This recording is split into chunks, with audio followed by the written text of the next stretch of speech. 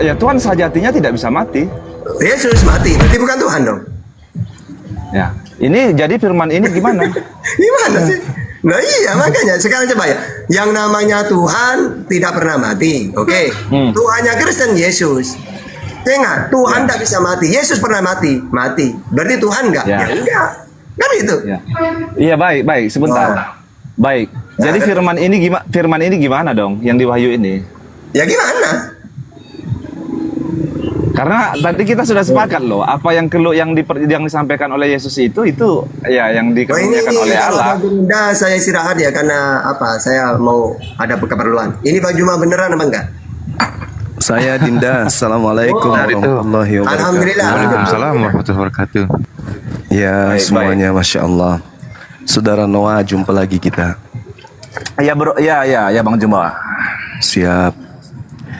Gimana? Jadi Anda menjadikan Yesus yang adalah manusia ini menjadi Tuhan oleh karena adanya data-data yang muncul kemudian yang tidak pernah Yesus ucapkan.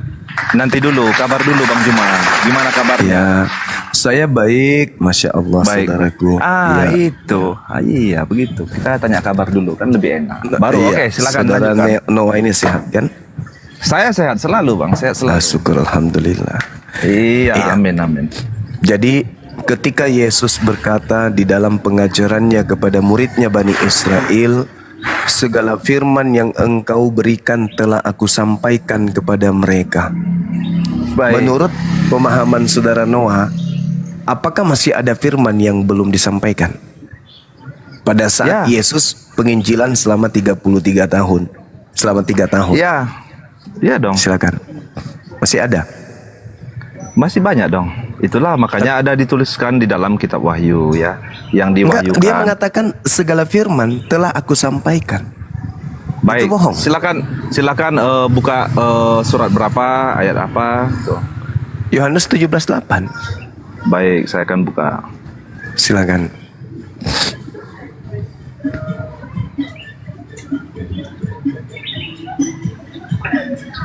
Oke, coba dibaca Bang Juma. Segala firman yang engkau berikan kepadaku telah aku sampaikan kepada mereka, dan mereka telah menerimanya, dan mereka percaya dengan pasti bahwa engkaulah yang telah mengutus aku. Satu, segala firman yang Yesus terima dari Tuhan telah Yesus sampaikan. Dua, setelah seperangkap firman ini disampaikan pada pengikutnya, endingnya pengikutnya percaya Yesus Rasul utusan Tuhan. Itu endingnya. Gak ada lagi yang lain. Oke, lalu Nah, silakan. Lalu muncul Kristen dengan pola wahyu yang entah dari mana, siapa penulisnya kita nggak tahu. Tiba-tiba mengatakan Yesus itu Tuhan. Ya, Baik. itu mungkin yang Anda maksud Tuhan itu adalah yang keluar dari kubur kali.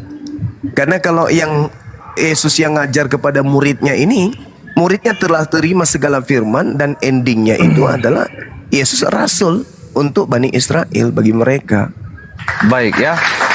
Jadi saya tanggapi dulu yang Abang Zuma katakan bahwasanya Silakan. segala firman yang telah kau berikan kepadaku telah kusampaikan. Itu pernyataan Yesus ya. Jadi di Yohanes 16 ayat 12-13 ya. Itu judul perikopnya itu mengenai bertekun ya. Masih banyak hal yang harus kukatakan kepadamu, tetapi sekarang kamu belum dapat menanggungnya. Tetapi apabila ia datang, yaitu roh kebenaran, ia akan memimpin kamu ke dalam seluruh kebenaran. Sebab ia tidak akan berkata-kata dari dirinya sendiri, tetapi segala sesuatu yang didengarnya itulah yang akan dikatakannya, dan ia akan memberitakan kepadamu hal-hal yang akan datang. Makanya saya lari ke Wahyu. Silakan. Ya, makanya saya tetap lari ke Wahyu. Di Wahyu 1 ayat 1, baru ayat 17 dan ayat 18. Oke, silakan. Anda membawa Yohanes 16 ini. Ya. Yohanes 16 ini dikatakan oleh Yesus sendiri seorang penghibur, seorang penolong, roh kebenaran. Apakah itu Ya. Yesus? Ya, Atau pasti oknum dong. lain? Ya pasti dong Yesus roh kebenaran. Loh, coba Anda baca nomor 7-nya.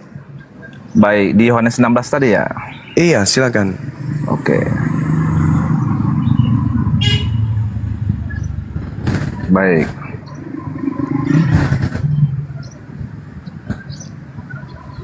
Ya, iya benar. Nah, siapa? Namun benar yang kukatakan ini kepadamu adalah lebih berguna bagi kamu jika aku pergi. Sebab jikalau aku tidak pergi, penghibur itu tidak akan datang kepadamu. Tetapi jikalau aku pergi, aku akan mengutus dia kepadamu. Jadi yang datang setelah Yesus pergi siapa? Maksudnya? Loh, kok pura-pura bingung? Enggak, maksudnya Anda yang yang datang membaca dalil. Yang datang setelah Yesus pergi. Aku harus pergi. Karena kalau aku tidak pergi, oknum itu tidak datang. Nah, siapa yang datang? Yang datang ya tetap Yesus. Lah, gimana logikamu? Baik. Di mana logikanya? Baik ya. Adalah lebih baik jika aku pergi, sebab kalau aku tidak pergi, oknum itu tidak datang. Maksudnya apa, Rek? Baik ya. Kenapa saya katakan yang datang itu adalah Yesus, ya kan? Loh, Anda mengatakan Yesus, Yesus mengatakan orang lain. Gimana dong? Tidak ada di sini dikatakan Yesus mengatakan orang lain. Coba Anda teliti lagi, saya yang baca sekarang. Namun benar yang kau katakan ini kepadaku adalah lebih berguna bagimu jika aku Yesus pergi. Sebab jikalau aku tidak pergi, penghibur itu tidak akan datang kepadamu. Ya. Tetapi jikalau aku pergi, aku akan mengutus dia. Ya. Dia itu siapa? Iya, dia sendiri. Mama, otakmu rusak, kawan. Oh, jelas belum sekali. Jelas sekali di situ Yesus mengatakan dia, aku akan mengutus dia. Iya. Dan kalau ia datang, ia menginsapkan dunia akan dosa, kebenaran dan penghakiman. Akan dosa karena mereka tetap tidak percaya kepadaku. Akan kebenaran karena aku pergi kepada Bapa dan kamu tidak melihat aku lagi. Aku pergi kepada Bapa. Yang datang oknum lain. Siapa oknum lain? Tetapi apabila ia datang, yaitu roh kebenaran, ia akan memimpin kamu ke dalam seluruh kebenaran. Sebab ia tidak akan berkata-kata dari dirinya sendiri, tetapi segala sesuatu yang didengarnya itulah yang akan dikatakannya. Dan ia akan memberitakan kepadamu hal-hal yang akan datang. Dia, penolong lain ini, penghibur ini, roh kebenaran ini akan memuliakan aku. Oke, baik. Saya ikuti Bang Zuma. Ya, silakan. Oke. Jadi kalau dari asumsi Bang Zuma saja, siapa Kok ini? jadi saya asumsi? Ini dari asumsi Bang Zuma. Ini bukan asumsi yang saya Abang bacakan ini ayat maksudnya. Ya, yang jelas kita tunggu sebelum ke situ kita akui dulu. Ini bukan Yesus. Iya, makanya saya ingin mengikuti apa yang Bang Zuma sampaikan. Iya, tunggu dulu. Ini bukan Yesus dulu. Jangan ribet kemana-mana. Akui dulu bahwa yang datang setelah Yesus bukan Yesus. Betul? Oke, baik. Oke, kita ikuti ya. Oke. Berarti gugur Paulus ya? Baik, terserah. Kita ikuti. Gugur juga penulis kitab Wahyu ya? Kenapa gugur? Lah yang datang coba Anda baca ya, Wahyu 1 nomor 1. Inilah wahyu Yesus Kristus. Bukan Yesus lagi dong yang datang. Salah ente. Harusnya jadi dirubah. Siapa? Tunggu dulu. Harusnya dia rubah. Inilah wahyu dari roh kebenaran, dari sang penghibur, dari penolong lain yang dikaruniakan Allah kepadanya. Itu baru betul. Oke, siapa itu Bang? Apanya? Siapa roh penghibur itu? Ini nubuat kan? Ya, siapa roh penghibur itu? Ini tidak menyebut nama kan? Ya, harus menyebut nama dong. Namanya nubuat tidak nyebut nama. Tetapi siapa yang cocok dengan nubuat itu, itulah dia. Oke, siapa yang cocok dengan nubuat itu? Kalau saya terlepas dari saya Islam, satu-satunya agama yang memuliakan Yesus hanya Islam. Yahudi tidak, Hindu tidak, Buddha tidak, apalagi Kristen. Satu-satunya hanya umat Islam. Dan lagian ketika dikatakan seorang penolong, Di dalam Yohanes 14 nomor 16 jelas di situ. Aku akan minta kepada Bapa agar Bapa mengutus seorang penolong lain. Kalau Baik, Anda keberatan, saya mengatakan bahwa yang disebut di sana sebagai roh kebenaran adalah baginda Rasulullah Muhammad sallallahu alaihi wasallam. Sedangkan yang disebut dengan Roh Kudus adalah malaikat Jibril. Baik. Oke. Silakan. Jadi ini sih bukan soal kita terima atau tidak terima ya jawabannya. Pokoknya yang Abang Juma jawab itu dari hati nurani Bang Zuma. Ya, yang jelas gugur Paulus dan teman-temannya. Silakan. Baik ya. Jadi di Yohanes 16 tadi ya, di ayat yang ke-14, ia akan memuliakan aku, sebab ia akan memberitakan kepadamu apa yang diterimanya daripadaku. Segala sesuatu yang Bapa punya adalah aku punya, sebab itu aku berkata, ia akan memberitakan kepadamu apa yang diterimanya daripadaku. Saya ingin bertanya kepada Bang Zuma, sejak kapan Nabi Muhammad yang Anda anggap sebagai roh kebenaran yang dikatakan oleh Yesus menerima apa yang diterima oleh Yesus dari Bapa? Oke, baik. Dengarkan. Apa yang ada dalam diri Yesus itu bukan dari diri Yesus, betul? Baik. Tapi berasal dari Bapa yang mengutus dirinya, betul? Dari Bapa yang mengutus dirinya. Sekarang apa yang diuraikan oleh Bapa kepada Nabi Musa, kepada Yesus, kepada Nabi Muhammad, itu berasal dari hakikat yang satu, yaitu pencipta langit dan bumi. Baik. Yesus sendiri mengatakan di dalam Yohanes 3 nomor 34, siapapun yang diserahi tugas untuk menyampaikan firman, maka padanya Tuhan mengirim rohnya sampai tak terhingga. Oke. Ada lagi? Terus?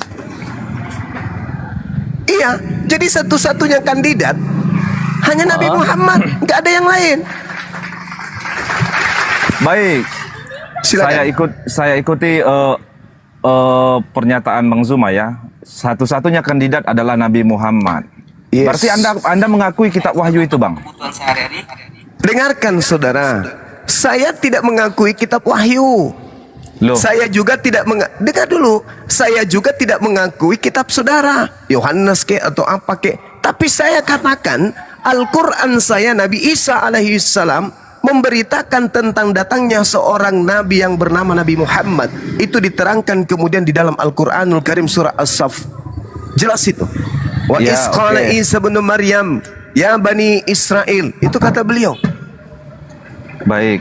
Inni Rasulullahi ilaikum musaddiqan lima baina yadayhi minat Taurah wa mubasyiran bi rasul ya'ti min ba'di ismuhu Ahmad. Beliau katakan dalam Al-Quran. Ternyata setelah Indonesia merdeka, ada Bible beredar di tengah-tengah kita yang mengindikasikan kemudian ucapan-ucapan Yesus itu sendiri membongkar kalau akan datang seorang penolong lain setelahnya. Tidak disebutkan nama karena itu nubuat. Tapi pada intinya ketika nama itu datang, benar-benar datang di atas muka bumi, dia akan memuliakan Yesus. Nah itu intinya itu di situ. Siapa yang memuliakan Yesus? Yang berusaha menghilangkan tuduhan, fitnahan, hujatan, hinaan, kutukan kepadanya. Hanya umat Islam saja. Tak ada yang lain. Lalu apa hubungannya roh kebenaran? Dengarkan saya, Bung. Al-Quran surah An-Nahl ayat 102, Allah subhanahu wa ta'ala menjelaskan kemudian di dalam Al-Quranul Karim. Apa kata Allah? A'udzubillahi minasyaitanirrajim. Kul nazzalahu ruhul qudus min rabbika bil haqqa liyuthabbital ladina amanu wa hudaw wa busyra lil muslimin. Katakanlah wahai Nabi Muhammad, Roh Kudus menurunkan Al-Quran dari Tuhanmu dengan kebenaran untuk meneguhkan hati orang yang telah beriman dan menjadi petunjuk serta kabar gembira bagi orang yang berserah diri kepada Tuhan. Apa yang datang kemudian kepada Nabi Muhammad melalui Roh Kudus? Isa manusia suci, manusia yang tak terjamah oleh iblis, lahir dari wanita yang suci. Beliau terkemuka di dunia dan akhirat, tidak ditampar, tidak diludahin, tidak diseret, tidak ditelenjangin, tidak digantung, tidak ditombak, tidak dibunuh, tidak dikutuk. Subhanallah, ketika roh kebenaran itu datang, dia akan memuliakan aku, tidak menistakan, menghinakan, apalagi mengutuk. Sedangkan ajaran Kristen setelah Yesus pergi, kutuk, kutuk, kutuk, kutuk, kutuk, Yesus dikutuk, menanggung dosa kutuk, semua dosa, pencuri, pemerkos, dan seterusnya ditanggung oleh Yesus. Penghinaan apalagi yang kurang terhadap Yesus ini dari kalian? Sedangkan roh kebenaran ketika datang, apa? Memuliakan aku. Makanya ketika kami menyebutkan oknum ini dalam versi nama yang sesungguhnya berdasarkan Al-Quran, kami menyebutnya alaihis salam. Alaihis salam, alaihis salam, atasnya keselamatan, atasnya keselamatan. Sama dengan kaum yang ada pada zamannya. Hosana, Hosana, Hosana anak Daud, Hosana anak Daud, Hosana anak Daud. Keselamatan atas anak Daud, semoga keselamatan atas anak Daud. Sama. Sedangkan kalian, Kristus telah menebus Kristen dari kutuk hukum Taurat dengan jalan menjadi kutuk, sebab ada, karena Kristen, sebab ada tertulis, terkutuklah Yesus yang mati digantung di atas tiang salib. Itu memuliakan itu. Itu memuliakan. Yang ditampar siapa? Yesus. Yang diludahin siapa? Yesus. Yang ditonjok siapa? Yesus. Yang ditelanjangin siapa? Yesus. Yang ditangkap siapa? Yang diseret siapa? Yang kemudian ditombak siapa? Yang digantung, yang dibunuh siapa? Yesus. Islam datang mengatakan tidaklah. Yesus tidak mengalami hal nista hina seperti itu. Beliau langsung diangkat oleh pencipta langit dan bumi karena dia adalah makhluk yang disayangi, makhluk yang dikasihi. Dia adalah jalan kebenaran dan hidup. Maka tidak pantas jalan kebenaran hidup itu justru mati, harus terangkat langsung ke langit. Makanya dia datang kedua kalinya nanti untuk menjadi hakim. Siapa yang terdakwa? Kalian yang telah menghinakan beliau. Apa kata beliau nanti? Enyahlah daripadaku kalian semua pembuat kejahatan. Aku tidak mengenal kalian. Gak sadar juga. Kalau dulu sebelum Nabi Muhammad datang, orang mengaminkan ajaran dari barat ini oke-oke saja sih. Penjajah datang membawa ajaran itu sebelum Nabi Muhammad datang, oke-oke saja sih. Siapapun bisa dibodohi, siapapun bisa disesatkan. Tapi ketika Nabi Muhammad datang memuliakan oknum tersebut, orang-orang yang berpikir berakal sehat akan menanggalkan ajaran yang seperti ini, menuju kepada ajaran yang memuliakan beliau. Jangan pakai Quran, pakai data Bible. Ketika roh kebenaran itu datang, dia akan memuliakan aku. Nah, mana yang memuliakan? Kristen atau Islam? Siang malam nih, saya sendiri sudah hampir 18 tahun nih berdialog, berkutik dengan, ribut dengan ngotak antik Bible. Tapi kemudian saya siang malam membela Yesus, mensucikan beliau dari kalian, tapi kalian berupaya setengah pingsan untuk supaya Yesus yang dihinakan ini. Ayo, Baik, oke. silakan. Jadi mengenai kekuasaan Tuhan ataupun Iya. kemahakuasaan Tuhan ya. Kita buka di PL ya, di Ayub 11 di ayat 7 itu sampai ayat 8 ya. Dapatkah engkau memahami hakikat Allah, menyelami batas-batas kekuasaan yang maha kuasa? Tingginya seperti langit-langit, apa yang dapat kau lakukan? Dalamnya melebihi dunia orang mati, apa yang dapat kau ketahui? Jadi di sini sangat jelas ayat ini menegaskan ya, sepintar apapun manusia tidak akan mendapat memahami hakikat ataupun memahami, menyelami batas-batas kekuatan atau kekuasaan yang maha kuasa. Mungkin dari kita, kalau kita manusia ya, bahkan saya, kalau saya berpikir dari logika saya, masa Tuhan menjadi manusia harus mati lagi? Itu dari logika saya. Tetapi saya kembalikan ke Ayub 11. Sejauh apa saya bisa memahami, menyelami batas-batas kekuatan Tuhan? Tidak bisa. Justru karena itu. Jadi sebenarnya yang membatasi Tuhan ini adalah manusia, bukan Tuhan yang berbatas, bukan Tuhan yang mempunyai keterbatasan, tetapi manusialah yang selalu membatasi Tuhan ini mau gimana, mau gimana. Karena ini jelas ayatnya. Saudara, keterpurukan ajaran agamamu tidak bisa kau bungkus dengan dalil seperti ini. Justru dalil seperti ini yang akan menampar agamamu. Satu-satunya agama yang membatasi pencipta langit dan bumi itu agamamu. Agamamu yang menjelaskan Tuhan pencipta langit dan bumi mengosongkan diri, tidak mempertahankan ketuhanannya kecuali dia menjadi hamba. Anda membatasi agama Anda, membatasi Tuhan. Setelah dia menjadi hamba, dia menjadi manusia, dia tidak dapat berbuat apa-apa dari dirinya sendiri. Harusnya ketika Anda membawa data Ayub, dapatkah engkau memahami hakikat Allah, menyelami batas-batas kekuasaan yang maha kuasa, tingginya seperti langit, apa yang dapat kau lakukan? Dalamnya melebihi dunia orang mati, apa yang bisa kau ketahui? Lebih panjang daripada bumi ukurannya, dan lebih luas daripada samudra. Apabila ia lewat melakukan penangkapan, mengadakan pengadilan, siapa dapat menghalanginya? Karena ia mengenal penipu dan melihat kejahatan tanpa mengamat-amatinya. Jikalau orang dungu dapat mengerti, maka anak keledai liar pun dapat lahir sebagai manusia. Jika orang dungu dapat mengerti, maka sekali lagi saya katakan, anak keledai liar pun dapat lahir sebagai manusia. Jikalau engkau ini menyediakan hatimu, jikalau engkau ini menadahkan tanganmu, jika engkau ini mengharapkan kepadanya, jikalau engkau menjauhkan kejahatan dalam tanganmu dan tidak membiarkan kecurangan dalam kemahmu, maka sesungguhnya engkau dapat mengangkat mukamu tanpa celah, dan engkau akan berdiri teguh dan tidak akan takut. Bahkan engkau akan melupakan kesusahanmu, hanya teringat seperti kepada air yang telah mengalir yang lalu.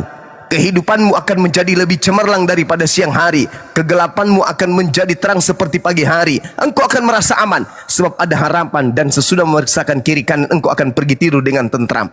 Jadi apa yang ditorehkan kemudian kitab Ayub 11 ini justru menampar agamamu. Tuhanmu itu apa? Bayi lahir di kandang binatang dalam palungan. Apa itu? Tuhan itu tidak bisa dicapai oleh penglihatan. Hakikat Tuhan tidak diselami batas-batasnya. Dia maha tinggi. Laisa kamislihi syai'. Kalau tidak percaya kepada Al-Quran, baca kitabnya orang Yahudi. 2 Samuel 7:22. Tuhan maha tinggi, tidak serupa dengan makhluk, tidak serupa dengan apapun. Nah, kalau dia sudah serupa dengan apapun, Cak Ayu, maka dia dapat diselami batas-batasnya. Kekuasaan maha kuasanya itu hilang. Tingginya langit dapat terukur, dalamnya samudra bisa diukur. Kenapa? Karena dia sudah menjadi makhluk setara dengan manusia, setara dengan makhluk, setara dengan ciptaan. Ini menampar. Makanya orang Yahudi tertawa ketika kalian itu mencocok-cocokkan Tuhan kalian dari barat itu dengan pola keagamaan mereka. Baik ya. Silakan. Itu penyampaian yang sangat bagus ya, Bang Zuma. Semoga ya apa yang kita bicarakan ini bisa mengedukasi juga dan ilmu pembelajaran. Jadi tadi Bang Zuma mengatakan bahwasanya justru kami orang Kristen ini membatasi kekuasaan ataupun kemahakuasaan Tuhan. Kan saya sudah sampaikan di Ayub 11 itu ayat 7 ya, satu perikop lah saya katakan. Makan di situ ayat itu menegaskan, itu ayat pertanyaan. Dapatkah manusia ini memahami hakikat Allah, menyelami batas-batas kekuasaan Tuhan? Itu sudah pasti jawabannya tidak dapat. Tidak dapat. Tidak dapat. Yes. Tidak dapat. Karena itu semua di luar akal kita. Oke, di kitab Bilangan, di kitab Ulangan, di kitab Samuel, dan di kitab-kitab lain, banyak memang ayat-ayat yang mengatakan ya, berbunyi seperti ini, bahwasanya Tuhan itu tidak sama dengan apapun. Tuhan itu bukan manusia. Saya setuju dengan itu. Tetapi ketika saya membaca ayat 7 ini, apakah berarti yang di ayat 7 ini, penyampaian ini tidak benar? Karena kalau tidak benar, berarti kita bisa memahami hakikat Tuhan secara keseluruhan. Jangankan hakikat Tuhan, isi hati saya manusia aja tidak tahu, apalagi mau hakikat Tuhan. Kan begitu. Kekuatan saya aja manusia tidak bisa tahu kekuatan saya seperti apa, kekuatan Anda seperti apa. Kita sesama manusia loh, apalagi Tuhan. Jadi apakah tidak mungkin kalau Tuhan mau begini, mau begitu? Ya berarti Anda mau membatasi Tuhan. Tidak membatasi Tuhan. Karena sekarang Yesus terbatas nggak? terbatas karena dia manusia. Nah itu dia. Makanya Tuhan tidak bisa kemudian diselami dengan makhluk. Anda mengatakan tidak bisa. Dapatkah engkau memahami hakikat Tuhan? Ya. Menyelami batas-batas yang maha kuasa? Tidak dapat. Tidak dapat. Jadi kalau Anda beranggapan karena tidak dapatnya sehingga dia jadi manusia, kalau begitu Anda boleh mengatakan bahwa bom-bom itu adalah Tuhan. Wah, kenapa? Bom jadi bom. Anda nggak bisa menyelami maunya Tuhan. Anda tidak bisa kemudian membatasi hakikat Tuhan. Maunya dia, mau jadi bom kek, mau jadi apa kek, maunya dia. Itu kalau Anda memaksakan Yesus sama dengan pendapat Anda. Ya, tapi kan bom nggak menyatakan diri. Yesus menyatakan diri nggak? Ya, menyatakan diri dong. Apa dia mengatakan? Apa Baik, yang ya. dikatakan? Banyak ayat-ayat ya, walaupun silakan. Ya baik, Silakan. banyak ayat-ayat di dalam Injil ya. Injil Matius, Markus, Lukas, Yohanes ya. Iya, silakan. Yesus itu berkata seperti ini. Iya. Akulah jalan kebenaran dan hidup. Tidak ada yang sampai kepada Bapa kalau tidak melalui aku. Ya, baru aku ada di dalam Bapa, Bapa ada di dalam aku. Jadi sebagai kita manusia, ya 1000 kali utusan pun dia, 1000 kali orang yang disayangi oleh Tuhan pun Yesus ini, ketika dia mengatakan Bapa ada di dalam dia, berarti itu menyetarakan Bapa dengan dia. Nah, itu pemahaman saudara. Memang benar, bukan pemahaman. Ini dari bahasa Indonesia yang baik dan benar loh. Oke, baik. Oke. Kalau saya mengatakan Yesus ada di dalam aku ada di dalam Yesus, bisa tidak Anda pahami itu?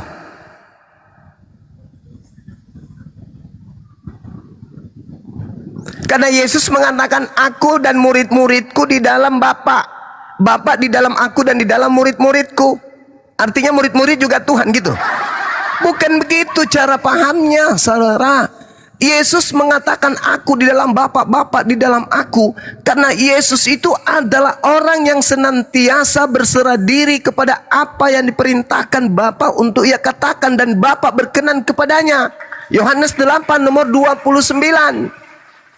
Dia yang mengutus aku senantiasa mengasihi aku, sebab dia tidak kemudian membiarkan aku seorang diri. Dia selalu berkenan kepadaku, sebab aku selalu melakukan pekerjaan yang berkenan untuknya. Jangan ngamuk Bang Arif. Santai Bang Arif, santai. Bang Arif santai Bang Arif. Bang Arif santai Bang, santai. Istighfar. Apa itu? Bang Arif lagi jatuh dari lantai 3. Istighfar Bang Arif. Ya, begitu saudara.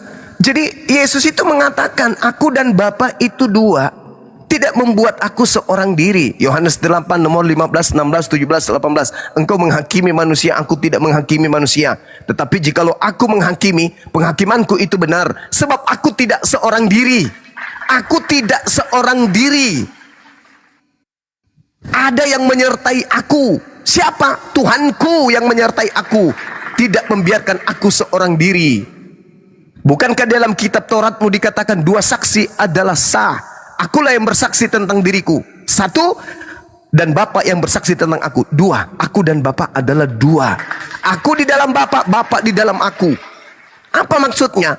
Yesus utusan Tuhan yang tidak melawan Tuhan. Yesus selalu menjalankan apa yang Tuhan inginkan. Baca Yohanes 14 nomor 31. Apa perintah Yesus? Dunia harus tahu bahwa aku senantiasa melakukan apa yang berkenan, bahwa aku senantiasa mengasihi Bapa, bahwa aku senantiasa melakukan apa yang berkenan berdasarkan atas apa yang diperintahkan kepadaku. Yesus mengatakan itu. Dunia harus tahu aku adalah seorang Muslim yang selalu berserah diri kepada perintahnya. Diperintahkan A, aku A. Perintahkan B, aku B. Perintahkan C, aku C. Aku tidak pernah membangkang. Tidak seperti Paulus. Bapak mengajarkan ini, dia mengajarkan itu, membantah semua ajaran Bapak. Beda. Maka sekali lagi kita kembali kepada tema, saudara. adalah lebih baik jikalau aku pergi, sebab jikalau aku tidak pergi, roh kebenaran itu tidak akan datang. Dan kalau dia sudah datang, maka dia akan mengajarkan segala sesuatu tentang keadilan, pengisapan dunia akan dosa, dan dia akan memuliakan aku. Satu-satunya komunitas di atas muka bumi ini yang memuliakan Nabiullah, Rasulullah yang lahir tanpa ayah di tengah-tengah Bani Israel, hamba Allah yang diberi hikmat Injil, hanyalah umat Islam. Orang Yahudi pun sampai hari ini jangankan memuliakan, mengenalnya aja kagak. Hindu, Buddha kagak, ateis kagak. Kristen ini kelompok yang nyamar-nyamar. Mulutnya mengasihi, tapi pada praktiknya sangat anti terhadap Yesus. Yesus mengajarkan satu Tuhan, anti Kristen. Harus 3 Tuhan. Yesus mengajarkan endingnya dia adalah utusan Tuhan, anti Kristen. Kristen mengajarkan Yesus itu Tuhan itu juga. Yesus mengajarkan satu-satunya Tuhan adalah yang mengutusnya. Kristen anti terhadap konsep itu. Kristen melantik Yesus sehakikat dengan Tuhan, berarti bukan satu-satunya. Yesus mengajarkan lebih mudah langit dan bumi lenyap daripada hukum Taurat itu batal. Anti Kristen itu. Kristen lebih suka kepada pengajaran Paulus, semua ajaran Tuhan Torah itu dibatalkan dengan darah Yesus. Yesus mengajarkan mempersembahkan kurban hewan seperti yang diperintahkan oleh Nabi Musa, Matius 8 nomor 4. Kristen anti terhadap kurban hewan. Dia maunya yang kurban itu Tuhannya sendiri. Yesus mengajarkan menguduskan hari Sabtu. Kristen anti terhadap itu. Mereka maunya hari Minggu. Jadi Kristen itu adalah anti Yesus. Tetapi mereka mengaku mengikuti Yesus. Itu juga tidak salah. Kristen ini memang adalah pengikut Yesus. Saya mengaminkan itu. Tetapi Yesus yang diikuti adalah yang palsu, yang datang kepada padang gurun. Sedangkan Yesus berkata, jika ada orang berkata kepadamu ada Yesus di padang gurun, jangan kau percaya. Itu perintah Yesus. Tapi ketika ada Paulus si Nabi Kristus ini, nabinya Yesus, dia datang mengajarkan aku adalah rasul bertemu dengan Yesus di padang gurun. Justru dipercaya oleh para anti Yesus. Jadi saya simpulkan, roh kebenaran yang datang tidak lain dan tidak bukan adalah baginda Rasulullah Muhammad sallallahu alaihi wasallam. Nabi Muhammad tidak punya kepentingan, Bung. Nabi Muhammad tidak punya keperluan. Nabi Muhammad kemudian tidak punya keuntungan di situ. Ketika dia melontarkan lisannya tentang sosok Nabi yang datang, mulia, mulia, atasnya keselamatan, atasnya kemuliaan. Tidak ada kepentingan Nabi Muhammad. Ajarannya Islam, sempurna kepada kaumnya, orang-orang Arab, kepada seluruh manusia. Ngapain dia sindir-sindir kemudian Yesus? Nggak ada keuntungan di situ. Tapi karena dia utusan Allah yang maha melihat, maka dia harus menyampaikan itu.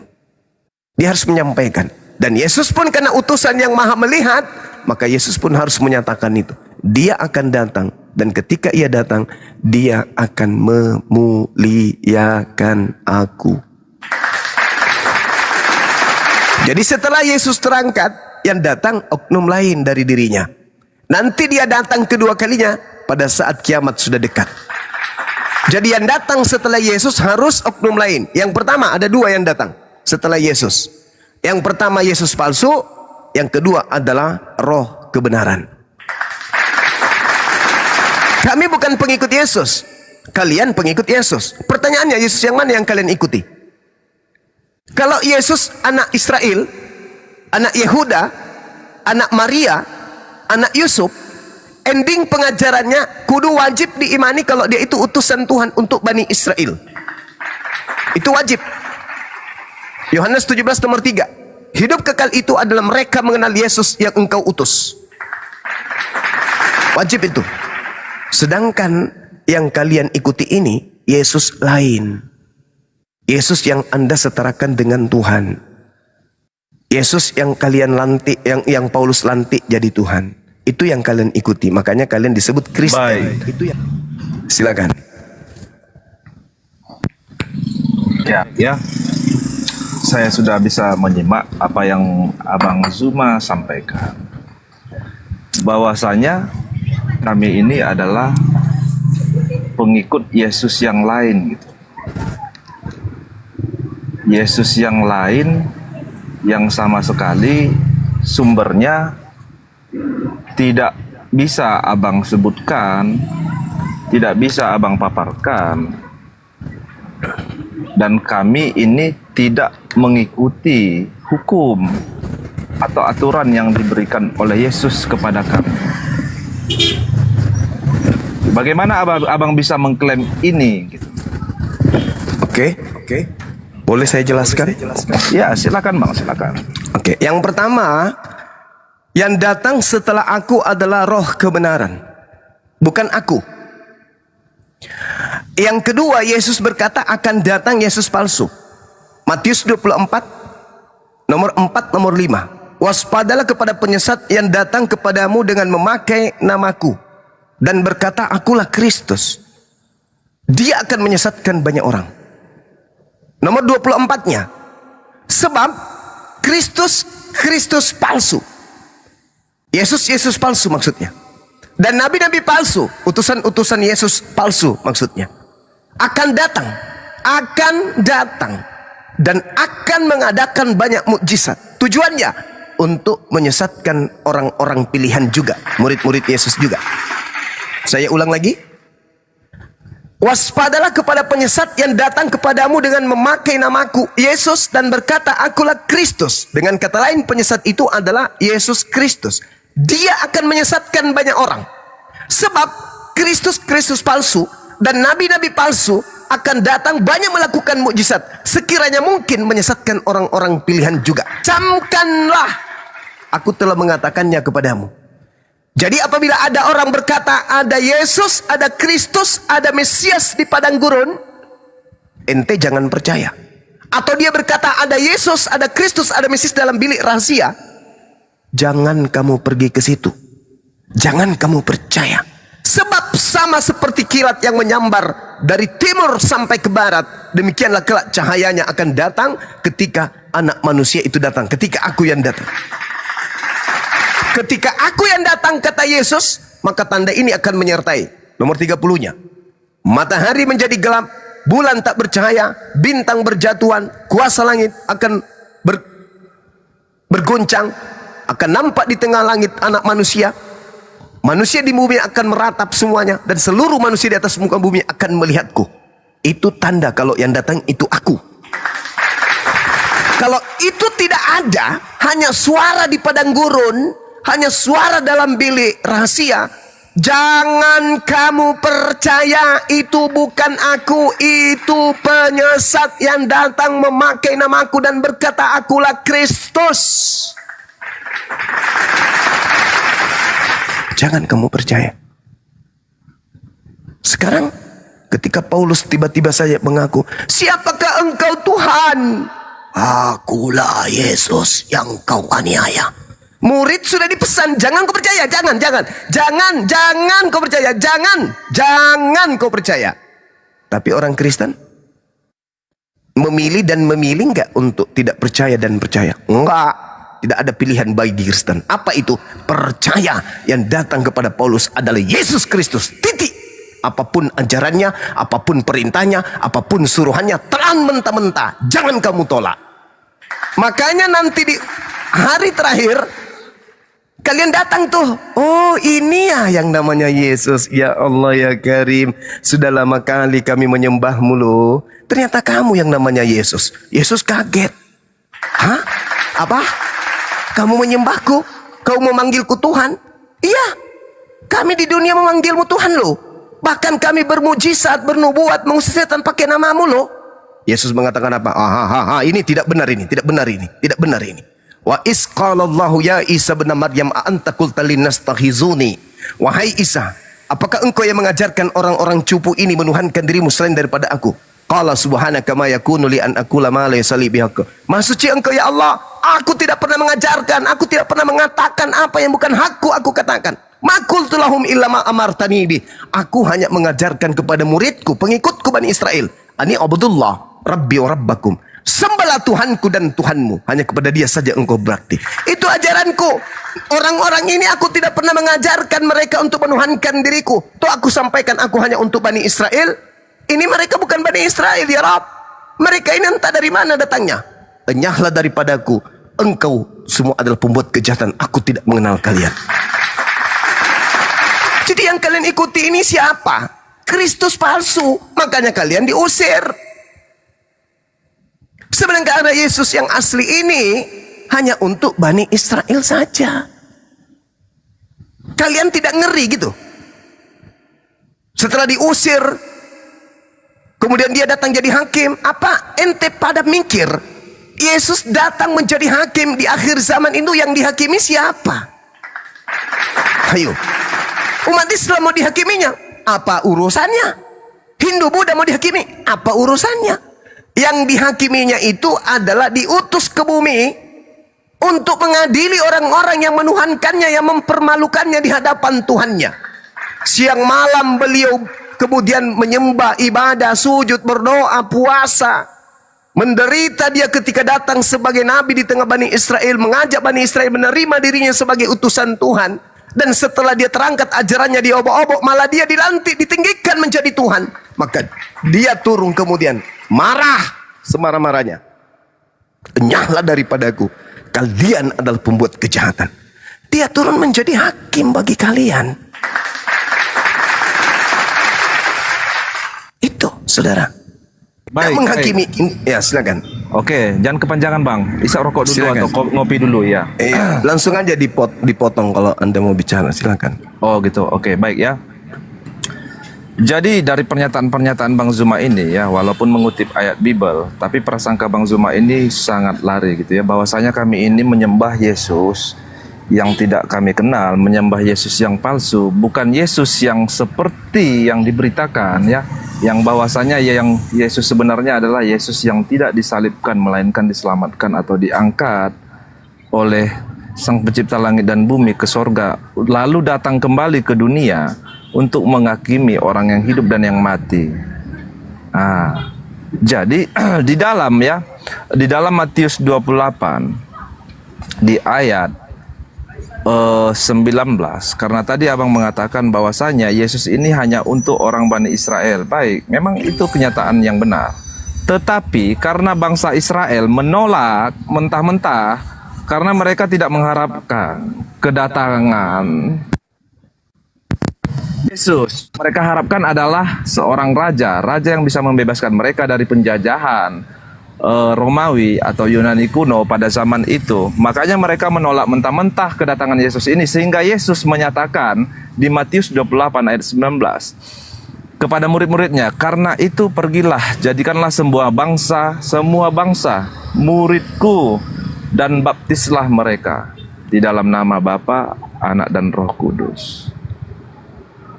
Jadi kalau ini disandingkan ya dengan kepercayaan abang, karena ini mengenai kebangkitan setelah dia berbicara setelah dia bangkit dari kematian. Ini tidak sinkron dengan pemahaman yang ada di dalam agama Islam, karena agama Islam meyakini bahwasanya Yesus itu atau Isa itu tidak mati. Kan begitu. Ini tadi lagi abang sampaikan bahwasanya kitab kami atau Bible atau Taurat gitu ya, itu tidak sepenuhnya atau memang tidak abang akui sebagai kitab Taurat atau kitab Injil sebelum adanya kitab Quran yang diakui oleh Al-Quran, yang diakui oleh Islam. Benar kan Bang? Gimana Bang Zuma? Gimana? Ini kitab kami ya, kitab yang kami gunakan sekarang. Iya. Apakah ini benar? Tidak benar, isinya ini tidak ada kebenaran. Oke, saya jawab boleh? Benar. Oke, saya jawab boleh? Kitab Ya. Anda ini dikatakan Coba, oleh silakan. Al-Quran, kitab ya ahlal kitab lima talbisun al-haqqa bil batil. Wahai ahli kitab, mengapa engkau mencampur adukkan antara yang hak dan yang batil? Jadi kitab Anda ini adalah hasil daripada yang hak dan batil ini dicampur kemudian. Yang kedua, kedudukan kitab Anda ini di mata saya hanya surat kabar, karena ditulis oleh pewarta, bukan ditulis oleh nabi. Dia hanya pewarta, kalaupun nabi palsu.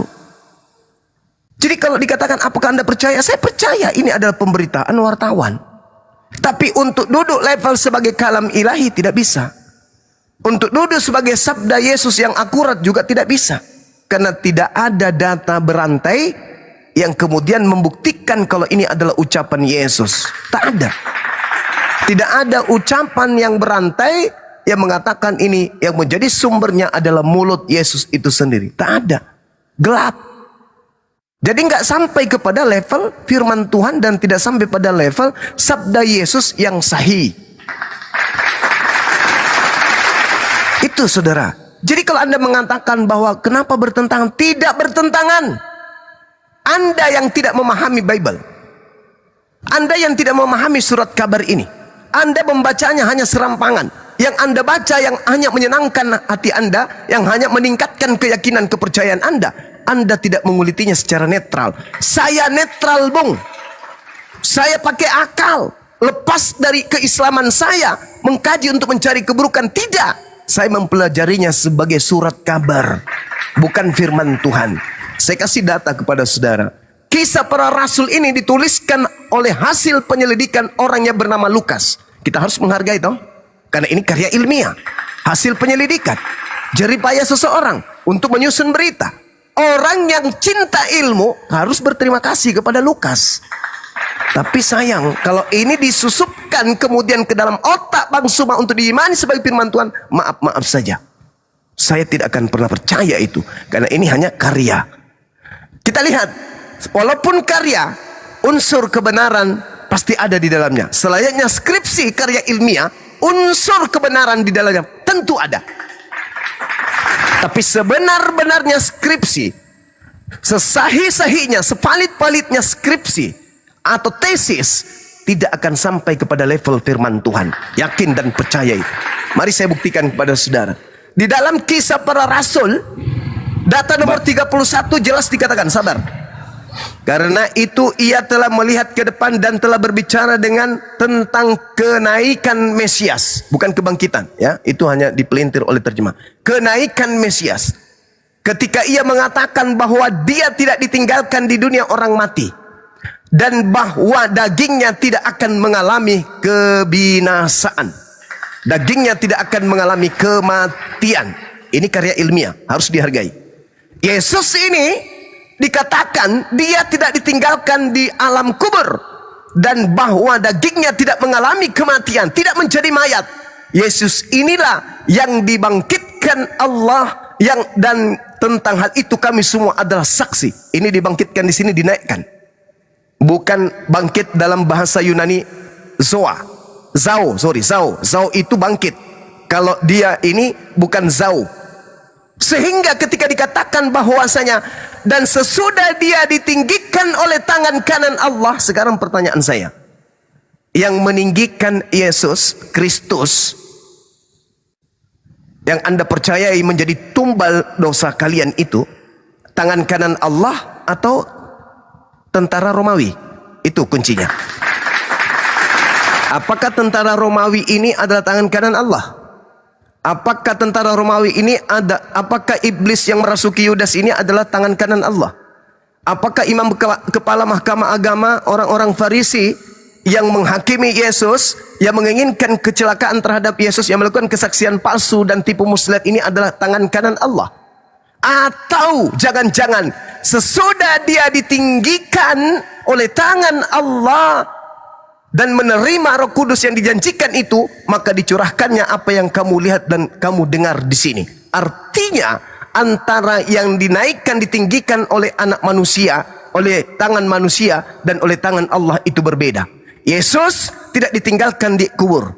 Yesus mayat, tubuhnya tidak menjadi mayat, tapi seketika dia ditinggikan oleh tangan kanan Allah, yaitu malaikat. Berarti yang membusuk di kubur 3 hari 3 malam, yang masuk di alam kubur, dan yang kemudian tubuhnya menjadi mayat, itu siapa? Apakah dia yang ditorehkan dalam kisah para rasul 2 ini? Tentu oknum yang berbeda. Kalau Anda membaca, sedikit lagi, kalau Anda membaca Yohanes 8, Bung, nomor 28, kita lihat, ini yang ditinggikan adalah anak manusia. Apabila kamu, di situ ada kata kamu. Kamu di sini adalah orang Roma dan orang Yahudi. Apabila kamu telah meninggikan anak manusia, barulah kamu tahu bahwa akulah dia, dan bahwa aku tidak berbuat apa-apa dari diriku sendiri, tetapi aku berbicara tentang hal-hal sebagaimana diajarkan Bapa kepadaku. Sekali lagi saya katakan, apabila kamu meninggikan anak manusia, barulah kamu tahu bahwa akulah dia, dan bahwa aku tidak berbuat apa-apa dari diriku sendiri, tetapi aku berbicara tentang hal-hal sebagaimana diajarkan Bapa kepadaku. Kamu meninggikan manusia, dengan tangan kanan Tuhan meninggikan Yesus, itu adalah berbeda. Jadi kamu yang meninggikan manusia, meninggikan Yudas, dan Tuhan, tangan kanan Tuhan meninggikan Yesus, itu adalah berbeda. Kalau anak manusia yang meninggikan berarti salib. Kalau tangan kanan Tuhan yang meninggikan berarti malaikat mengangkat Yesus ke langit, sebagaimana yang dinubuatkan di dalam Mazmur 91, Tuhan akan mengutus malaikatnya untuk menatang Yesus di tangannya agar kaki Yesus itu tidak terantuk kepada batu. Begitu Yesus dicobai di Matius 4, iblis datang. Kalau engkau anak Allah, engkau anak Tuhan, jatuhkan dirimu, sebab ada tertulis tentang engkau, Tuhan akan mengutus tangan kanannya untuk menatang engkau di tangannya agar kakimu tidak terantuk kepada batu. Di dalam Kisah Para Rasul 2, Yesus tidak ditinggalkan di kubur, Yesus dagingnya tidak mengalami kematian, Yesus diangkat, ditinggikan oleh tangan kanan Allah. Jadi yang kamu sembah, yang keluar dari kubur, itu adalah anak manusia. Yudas bukan anak kucing, Yudas bukan anak malaikat, tapi Yudas adalah anak manusia. Ente menyembah anak manusia Yudas. Demikian, silakan. Baik ya, di surat Matius ya, dan di surat lainnya, itu mengenai kematian Yudas, itu sangat jelas bahwasanya Yudas itu mati menggantung diri atau mati bunuh diri lah ya. Sementara yang Anda katakan tadi itu Bang Zuma, mengenai yang Yesus itu tidak mati disalib melainkan diangkat Tuhan, dinaikkan ke sorga gitu ya, lalu akan datang di hari penghakiman ya, pada hari kiamat untuk menghakimi manusia. Saya mau kasih tunjuk data, karena tadi abang mengatakan bahwasanya kitab kami ini bukanlah firman, tetapi kabar berita yang disusun oleh wartawan. Saya hargai itu perkataan yang sangat bagus. Tetapi saya punya sesuatu ya, sesuatu yang ingin saya tunjukkan kepada Bang Zuma. Di dalam Al-Quran itu sama sekali tidak ada nama Yudas Iskariot ataupun menyinggung tentang 12 murid. Tetapi di An-Nisa 157 ya, di ayatnya, di bahasa Arabnya, baik di terjemahannya, itu tidak ada nama Yudas Iskariot. Tetapi di tafsirannya, kenapa ada nama Yudas Iskariot dan ada nama 12 orang dari salah seorang murid? Ini sangat membingungkan. Karena apa? Karena Anda mengatakan ini hanya kabar, bukan firman. Tetapi ini sumber yang terpercaya, sangat terpercaya. Ya, dari lembaga kitab, dari lembaga terpercaya, diakui pemerintah kita, negara Republik Indonesia. Tafsiran ini dipakai, digunakan, bahkan tersebar luas ya, secara online tersebar luas. Jadi ini gimana gitu? Kalau ini bukan kebenaran, kenapa ini digunakan? Apakah hanya ini digunakan untuk melakukan pembenaran saja di dalam Al-Quran? Karena Al-Quran tidak pernah menyinggung nama Yudas Iskariot. Harusnya Al-Quran tidak punya sumber lain, karena tidak menganggap kitab yang sekarang ini Injil yang sebenarnya. Tidak boleh. Kalau ada memang Injil yang sebenarnya, bukan Injil yang sekarang ini yang sebenarnya, ada yang Anda katakan memang betul-betul Injil, ya silakan ditunjukkan gitu. Tapi kalau tidak bisa, berarti Injil yang sekarang ini adalah Injil yang sebenarnya, karena dikutip di dalam tafsiran. Dan ini harus ditegaskan, kalau memang ini salah, kalau memang ini tidak benar, tafsiran ini tidak boleh seperti ini, karena ini namanya pembodohan. Namanya ini mencocok logi gitu. Ini namanya pembodohan. Harusnya tidak boleh menyinggung nama Yudas Iskariot di dalam sini. Oke, silakan. Ya, baik. Tafsir itu adalah, kalau kita memahami tafsir itu perkiraan, dikira. Tafsir, saya menafsir harga barang ini sekitar 5.000 atau 10.000. Tafsir. Makanya saya mengatakan tadi, kami umat Islam tidak membuang Bible, tidak menerima Bible. Karena itu adalah karya ilmiah. Kalau Anda merujuk kepada Al-Quran, Al-Quran mengatakan, innama jazaa'ul ladhina yuharibuna Allah wa rasulah wa yas'auna fil ard fasadan aw yuqattalu aw yusallabu aw tuqatta'a aydihim wa arjuluhum min khilaf. Hukuman bagi orang yang memerangi Allah, memerangi Rasulnya, utusannya, dan membuat kerusakan di bumi, hanyalah dibunuh dan disalib. Tafsir, ketika kemudian, ini yang sering saya katakan, jangankan Departemen Agama, saya sebagai apologet pun mentafsirkan hal yang sama. Tafsir yang memusuhi Rasul Isa alaihissalam, siapa? Yudas. Tak ada yang salah dengan tafsir itu. Al-Quran yang menghantarkan kami menuju kepada itu, bukan dibuat-buat. Yang dikutuk di sana berdasarkan Ulangan 27 nomor 25 adalah pemakan suap. Yudas makan suap. Tidak salah dengan tafsir itu. Baik, saya kan berkata sesuai dengan pernyataan Bang Zuma bahwasanya Injil atau Bible yang kami akui sebagai Injil sekarang, Bible itu bukan firman, tetapi hanya kabar yang disusun Tafsir oleh juga bukan firman. disusun Tafsir oleh itu bukan firman wartawan-wartawan. Tuhan. Baik, Tafsir bukan firman Tuhan. tafsir itu bukan firman Tuhan, tetapi Yes. ya tafsiran itu, ya tafsiran mengenai Yudas Iskariot itu mengenai secara eksplisit ayat An-Nisa 157. Betul. Baik. Benar sekali. Jadi kalau tafsir itu kira-kira, Abang bilang tadi itu hanya kira-kira, berarti itu tidak akurat. Lalu kenapa dipakai? Namanya tafsir. Anda Loh, ngerti lah- tafsir? Iya, kenapa dipakai, Tafsir Bang? itu. Tafsir itu apa menurut saudara? Iya, tafsir itu ya namanya memperkirakan. Itu pintar. Sedangkan Al-Quran di surah Al-Ma'idah ayat 33 yang disalib itu adalah orang yang memusuhi Nabi Isa.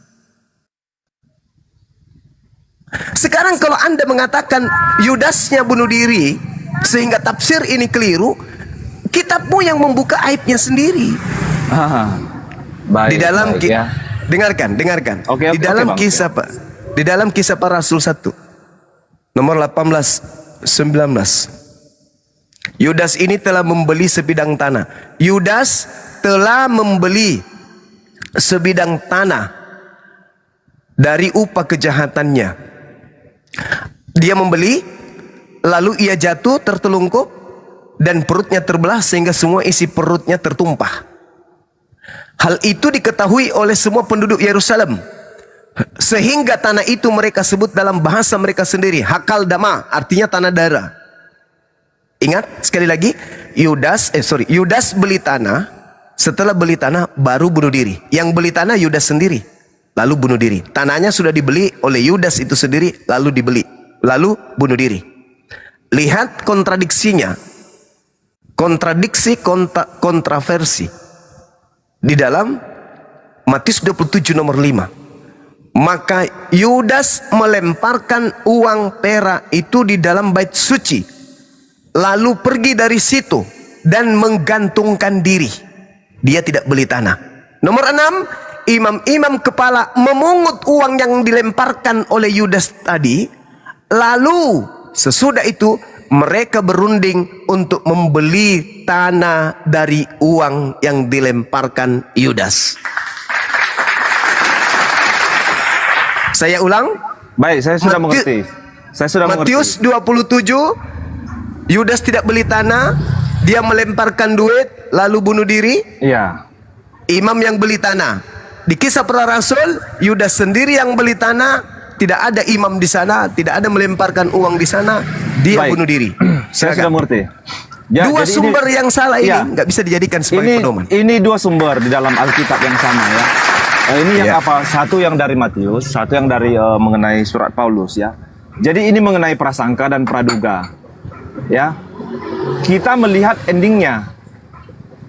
Kita melihat endingnya bahwasanya Yudas itu benar-benar mati karena bunuh diri.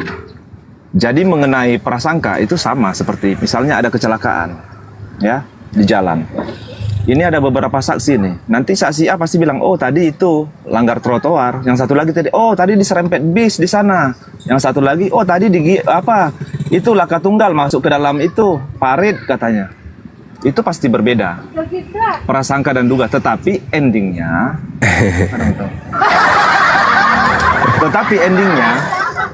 Yudas itu memang benar-benar mati karena bunuh diri.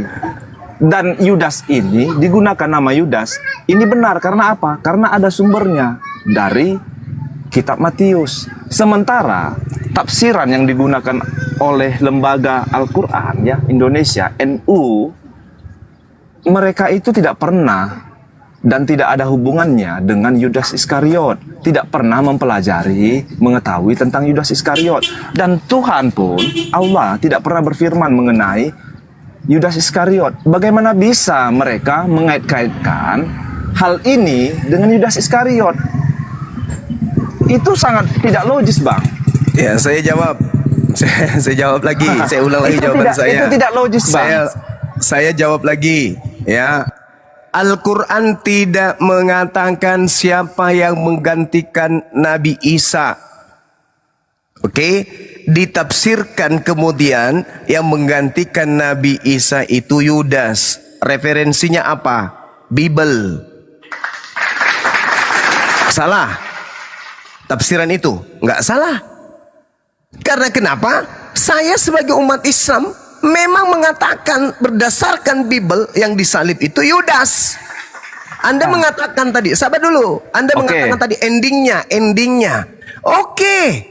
Mungkin Anda mengatakan Yudas bunuh diri berdasarkan Kisah Para Rasul 1. Kemudian yang berdasarkan Matius 27 bunuh diri. Oke. Tapi cerita yang mengelilingi itu sudah kontradiksi. Maka karya ilmiah seperti ini tertolak demi keilmuan. Tidak bisa. Yang satu mengatakan Yudas beli tanah lalu bunuh diri. Yang satu mengatakan Yudas bunuh diri, yang beli tanah adalah imam. Yang mana yang mau dipercaya di antara kedua berita bohong ini? Sama-sama bunuh diri, oke. Tapi cerita yang mengelilingi tragedi itu sudah kontradiksi, kontroversi. Tidak bisa dijadikan sebagai sandaran. Nah sekarang kalau begitu kita masuk ke tafsir. Tafsir siapa? Tafsirnya Matius 25 nomor 27 nomor 5. Jangan Quran. Tafsirnya Bible. Di dalam catatan full dikatakan di dalam Matius 27 nomor 5. Matius mengatakan bahwa Yudas menggantung diri. Di dalam Kisah Para Rasul 1:18 mencatat bahwa ia tewas karena jatuh. Barangkali yang dilakukan Yudas ini adalah menjatuhkan diri di atas sebuah tonggak yang telah diruncingkan. Titik. Keterangan Matius 27 nomor 5 adalah mati dengan menggantungkan diri pada masa itu hanya dilakukan dengan cara disalibkan. Pertanyaan saya, apakah boleh dikategorikan orang yang disalibkan orang lain itu bunuh diri atau dibunuh? Ya dibunuh. Dibunuh, berarti bukan bunuh diri. Keterangan dari catatan full Matius 27 nomor 5, Yudas itu disalibkan atau disulakan. Baik, bukan ya. bunuh diri. Jadi saya sudah berbicara tentang Alkitab ya. Kesana kesini gitu ya, dengan teman-teman juga sharing-sharing. Jadi saya selalu mengingatkan teman-teman Kristen ya, bahwasanya jangan coba-coba berbicara mengenai kekristenan itu di luar daripada konteks teks ya yang ada di dalam Alkitab. Jadi yang Anda paparkan itu tadi adalah mengenai Alkitab Sabda. di dalam kekristenan ataupun di dalam Alkitab itu tidak ada tafsiran. Yang membuat Alkitab sabda itulah yang menafsirkan. Untuk apa? Untuk kepentingan semata, demi urusan uang. Itu sudah pasti. Karena tidak ada Alkitab mengatakan seperti itu. Kan begitu. Kita tetap harus kembalikan ke sumber utamanya. Ada dua sumber mengenai yang ditulis oleh Paulus, mengenai yang ditulis oleh di Injil Matius. Ada dua sumber, tapi tidak ada mengatakan seperti itu. Gantung diri dan disalibkan itu sangat jauh berbeda, Bang. Gantung diri ya, kita sama-sama tahu ini bahasa Indonesia. Gantung diri dan disalibkan itu jauh sekali. Oke.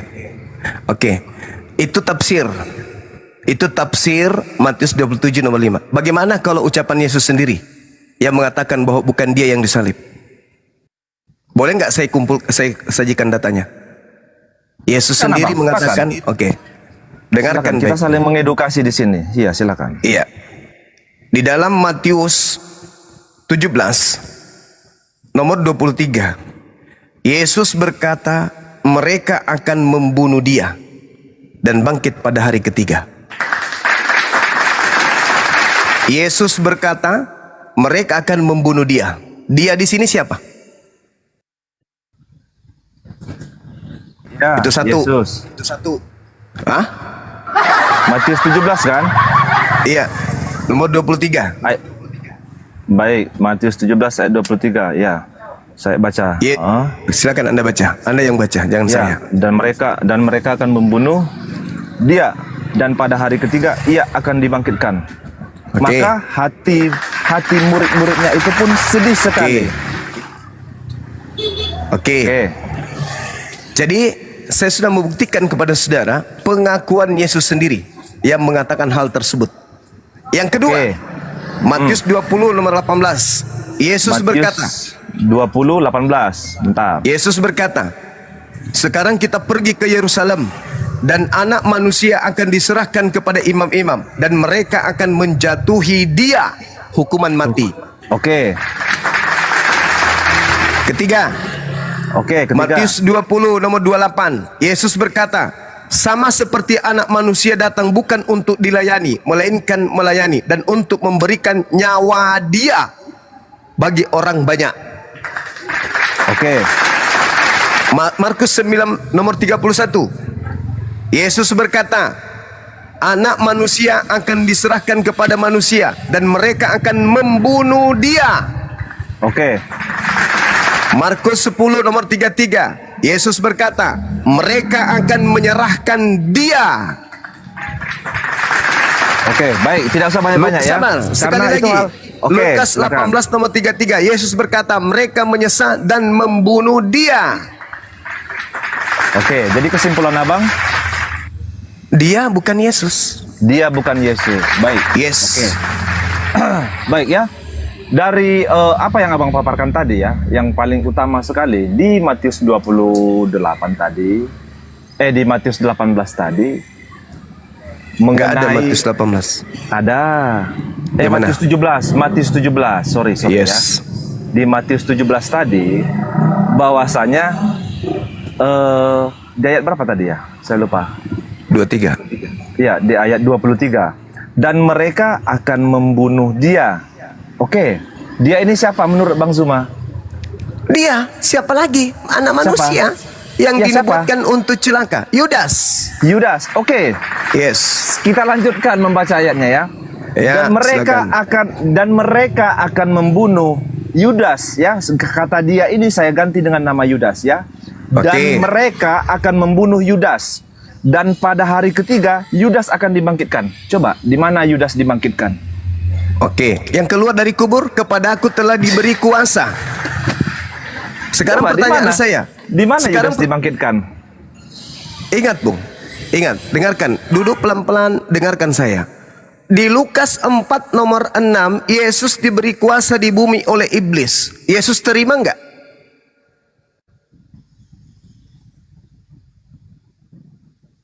Tidak dong. Yesus enggak terima. Nomor 13-nya iblis mundur dari Yesus dan menunggu waktu yang tepat. Betul? Di dalam kisah para Iya, rasul lanjutkan. 2, di dalam kisah para rasul 2 tadi, Yesus tidak ditinggalkan di alam kubur. Yesus jasadnya tidak mengalami kematian. Ingat itu? Ingat itu pelan-pelan. Kemudian ada yang dikuburkan keluar dari hari ketiga dari kubur. Yesus memberikan bangkit hari ketiga itu adalah tanda untuk angkatan jahat. Matius 12 nomor 38 sampai nomor 40. Angkatan jahat ini minta satu tanda, dan tidak akan diberikan satu tanda pun kepada angkatan jahat selain anak manusia keluar dari kubur pada hari ketiga. Itu tanda untuk angkatan jahat. Sekarang ketika ada orang yang keluar dari kubur lalu berkata, kepadaku telah diberi kuasa, pergilah kepada bangsa-bangsa, jadikanlah mereka menjadi muridku. Pertanyaan saya, siapa dan dari mana kuasa yang diterima oknum ini? Ingat, Yesus tadi menolak kuasa itu. Yesus tidak menerima kuasa itu. Ada yang keluar dari kubur mengaku, kepadaku telah diberi kuasa. Siapa sang pemberi kuasa dan siapa yang menerima kuasa ini?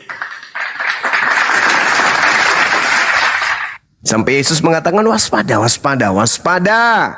Akan datang penyesat dengan memakai namaku dan berkata, akulah Yesus Kristus. Siapa yang keluar dari kubur ini? Ayo, silakan. Yesus tidak mengalami kematian. Yesus tidak ditinggal di kubur, tapi dia diangkat, ditinggikan oleh tangan kanan Allah. Siapa yang masuk di alam kubur ini? Yang keluar pada hari ketiga, yang tanda untuk angkatan jahat. Baik ya, memang Ya, sangat silakan. sangat disayangkan sekali ya. Bang Zuma ini sebenarnya dari segi pembacaan ya, ataupun pengingat di dalam pikiran Bang Zuma, saya senang gitu, bagus.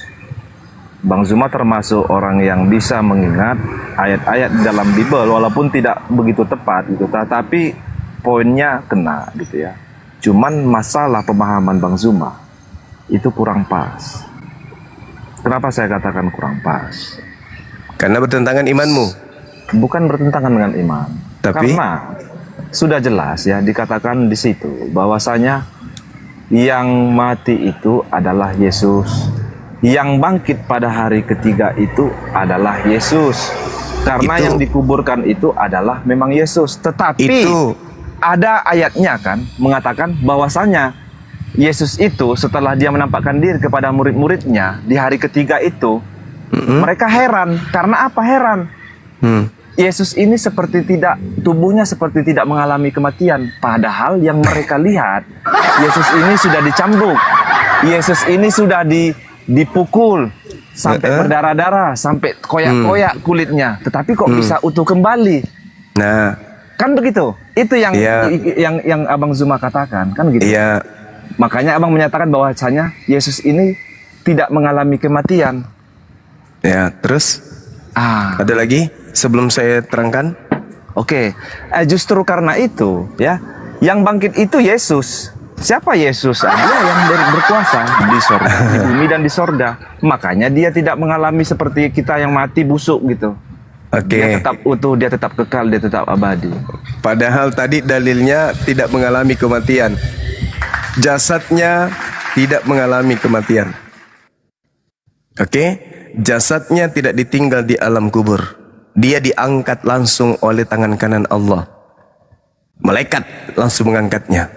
Sedangkan Yesus berkata, Yohanes 14:30, tidak banyak lagi aku berkata-kata dengan kamu. Artinya bukan dia lagi yang keliling 40 hari, itu bukan dia.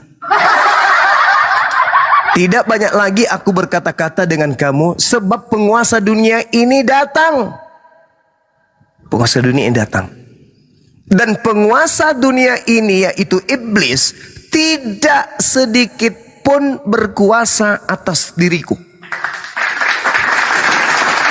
Kalau Yesus menerima kuasa, berarti iblis berkuasa atas dirinya. Yesus dibawa ke gunung yang tinggi. Iblis berkata, segala kemegahan dan kemuliaan dunia akan kuberikan kepadamu Yesus, jika engkau menyembah aku. Yesus terima? Enggak. Artinya iblis tidak berkuasa atas dirinya. Maka yang menerima kuasa dari iblis bukan Yesus. Anda mengatakan datang dia muncul, diperlihatkan dirinya dalam Lukas 24. Salam alaihim. Murid-muridnya kaget dan ketakutan. Sebab apa? Sebab mengira melihat hantu. Kalau Yesus mengajarkan kepada muridnya bangkit hari ketiga, maka muridnya akan berlarian memeluk gurunya. Hore, guru kita benar-benar datang hari ketiga sesuai dengan janjinya. Tapi apa yang terjadi? Kaget dan ketakutan sebab mengira melihat hantu.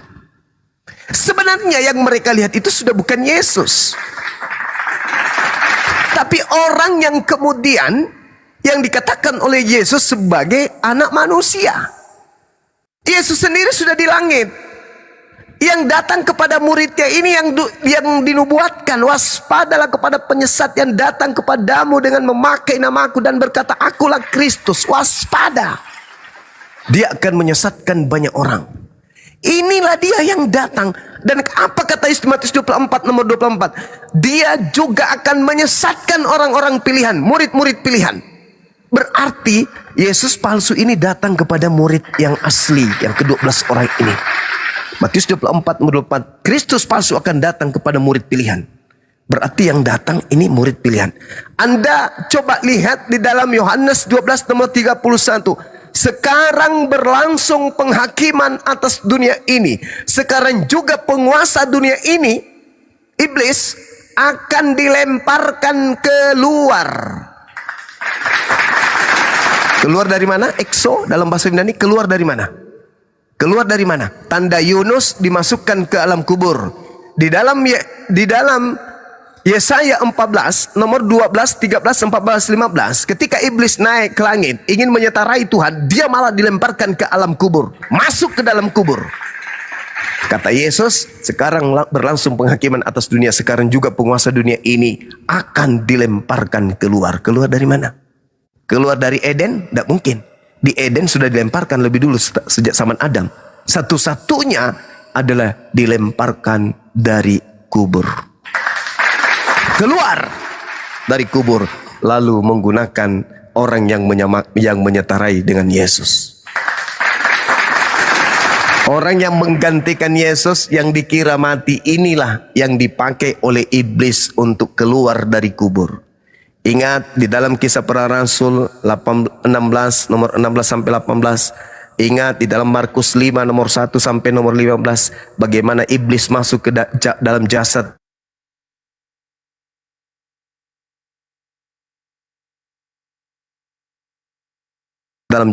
yang keluar pada hari ketiga, iblisnya sudah ada di dalam. Itu bukan Yesus yang keluar dari kubur. Karena dia sudah mengatakan, kepadaku telah diberi kuasa. Pergilah ke seluruh bangsa, jadikanlah seluruh bangsa menjadi muridku. Sedangkan Yesus berpesan, Matius 10 nomor 5 nomor 6.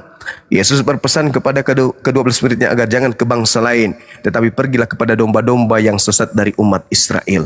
Bahkan Yesus dengan mulutnya kepada orang Kanaan yang datang minta anaknya disembuhkan. Tidak pantas roti yang disediakan untuk Bani Israel diberikan kepada anjing. Kata wanita itu betul, tapi bukankah anjing makan sampah dari meja tuannya? Yesus mengatakan, besar imanmu, ente memang anjing, ente memang pemakan sampah. Silakan sesuai dengan apa yang engkau inginkan, anakmu sembuh. Baik ya. Jadi, ya, Oke. Jadi ini saya rasa terakhir dulu ya tanggahan saya karena saya mau jemput anak sekolah ini, Bang. silakan. Jadi ya di Yohanes 20 ya mengenai Yesus menampakkan diri kepada murid-muridnya. Ini ada satu Yesus menampakkan diri kepada salah seorang murid Yesus ya, yaitu Thomas. Tetapi Thomas, seorang dari ke-12 murid itu yang disebut Didimus, tidak ada bersama-sama mereka ketika Yesus datang ke murid-murid yang lain. Maka kata murid-murid yang lain kepadanya, Thomas, kami telah melihat Tuhan. Tetapi Thomas berkata kepada mereka, sebelum aku melihat bekas paku pada tangannya, dan sebelum aku mencucukkan jariku ke dalam bekas paku itu, dan mencucukkan tanganku ke dalam lambungnya, sekali-sekali aku tidak akan pernah percaya. 8 hari kemudian murid-murid Yesus berada kembali dalam rumah itu, bersama-sama dengan mereka sementara pintu-pintu terkunci. Yesus datang dan ia berdiri di tengah-tengah mereka dan berkata, damai sejahtera bagi kamu. Kemudian ia berkata kepada Thomas, Thomas, taruhlah jarimu di sini dan lihatlah tanganku. Ulurkanlah tanganmu dan cucukkan ke dalam lambungku, dan jangan engkau tidak percaya lagi, melainkan percayalah. Thomas menjawab, ya Tuhanku dan Allahku.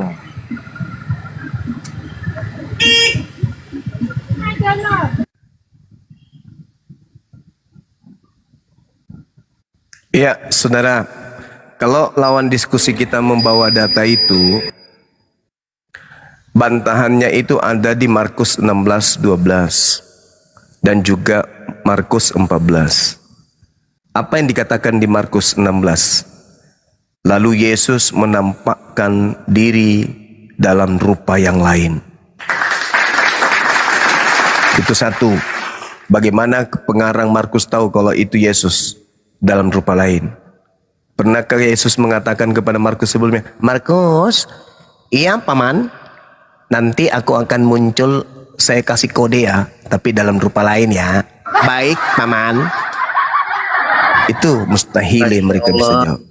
Yang kedua, di Markus 14.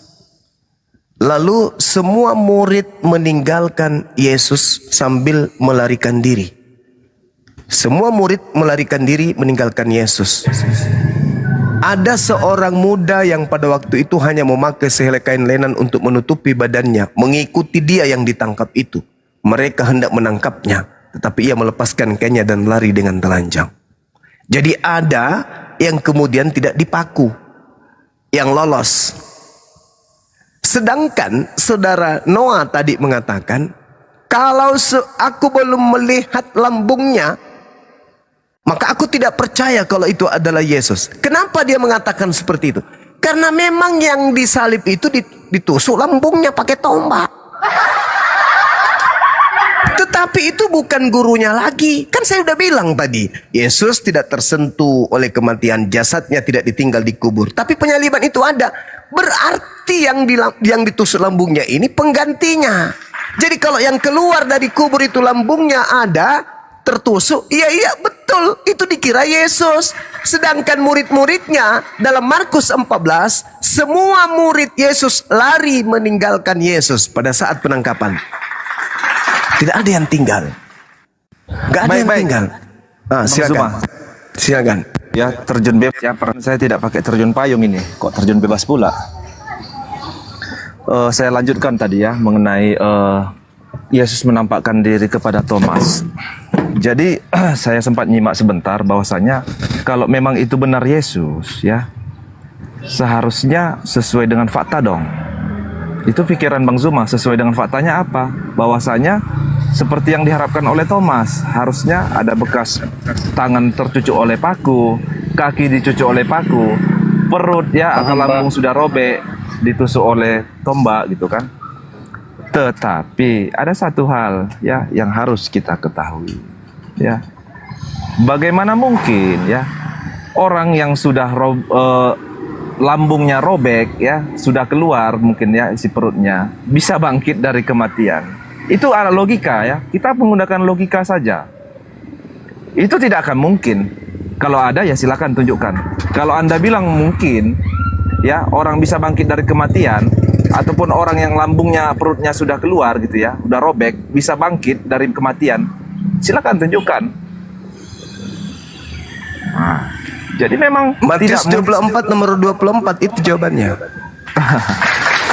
Itu jawabannya tuh. Anda kan minta. Itu jawabannya Matius 24 nomor 24. Dia akan melakukan banyak mukjizat.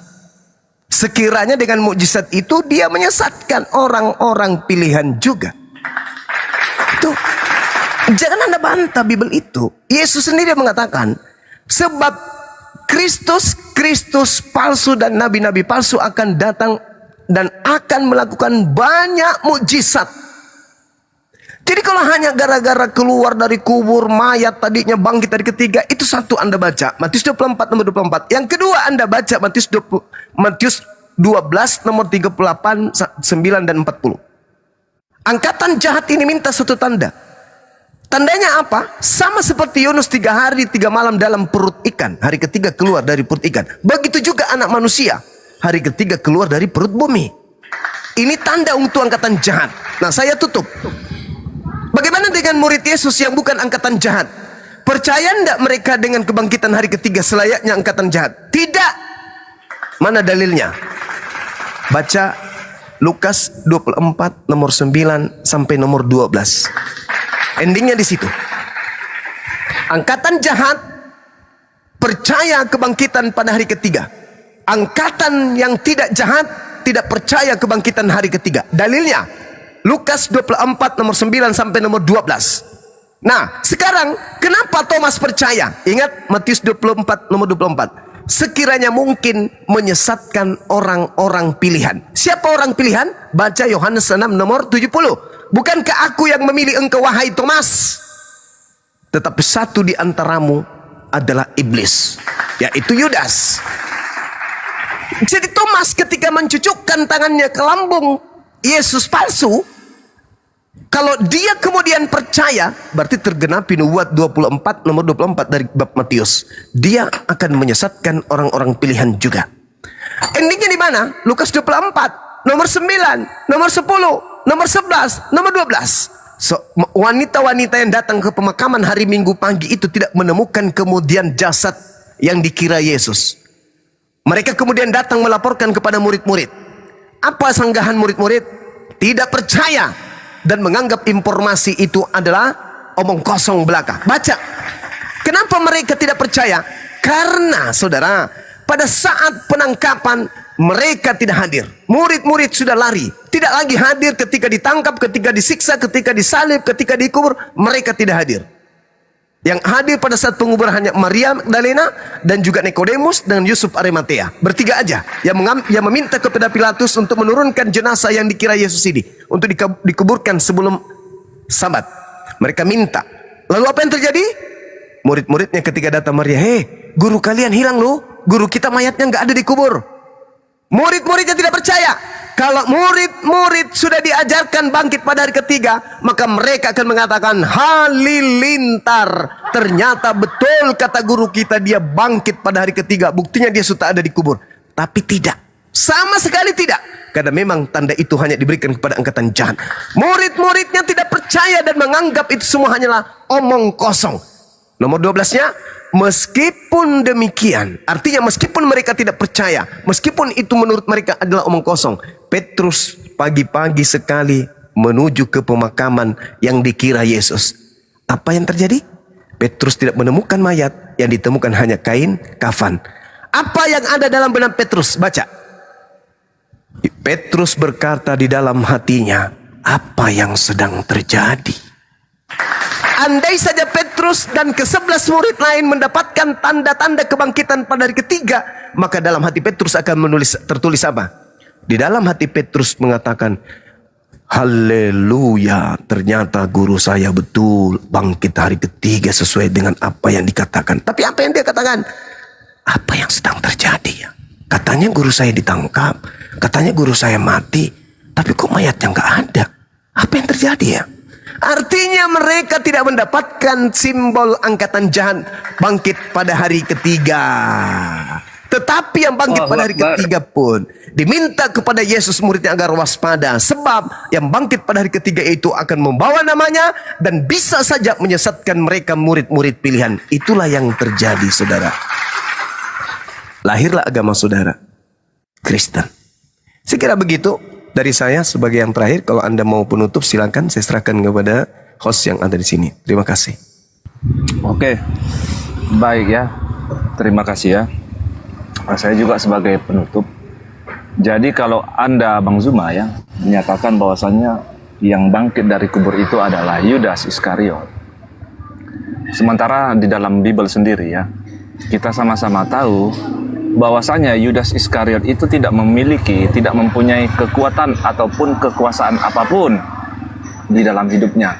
Bahkan sekali-kali pun tidak ada satu ayat pun menegaskan bahwasanya Yudas itu menerima kekuatan yang bisa membangkitkan dirinya dari kematian melalui iblis. Tidak ada.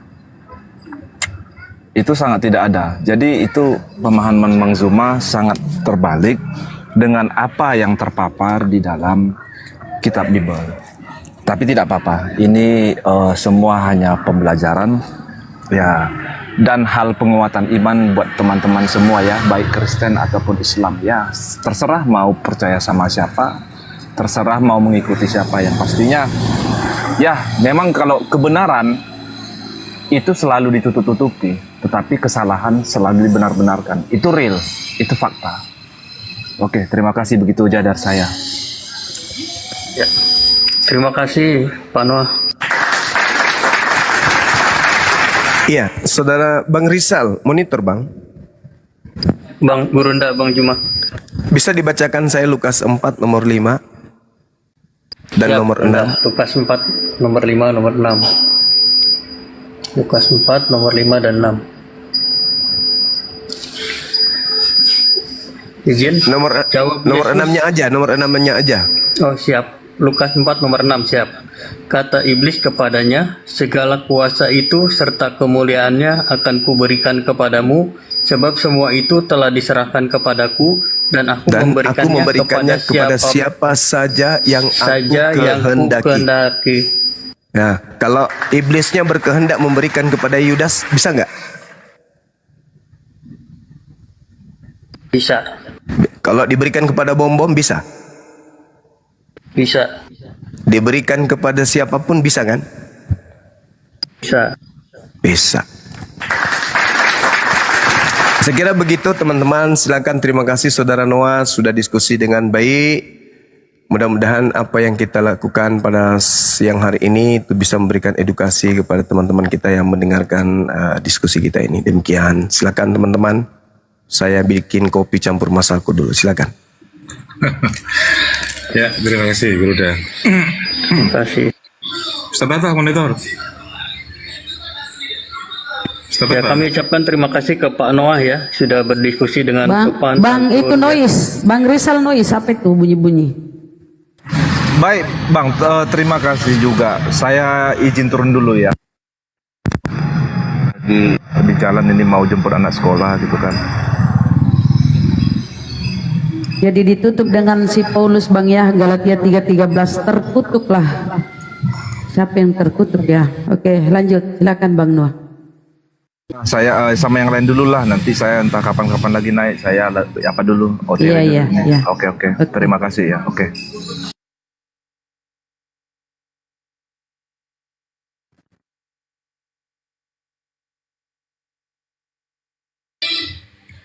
Ya, silakan teman-teman ya yang mau berdiskusi, teman-teman Kristen silakan naik, masih ada beberapa slot ini. Teman Kristen yang naik ya, bukan Islam, teman-teman Kristen, karena di atas sudah banyak debater-debater Muslimnya, hingga saya prioritaskan untuk teman-teman Kristen dulu. Silakan teman-teman. John Wong tadi minta naik, silakan. Yang naik teman-teman Kristen, teman-teman ya. Aduh. Ustadz noise.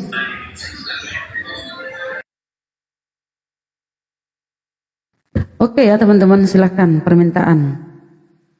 Biar kalian diedukasi oleh Gurunda, biar kalian tercerahkan gitu loh. Masya Allah ya, Gurunda tadi berkali-kali dibantah, berkali-kali menjawab Bang Noah, luar biasa.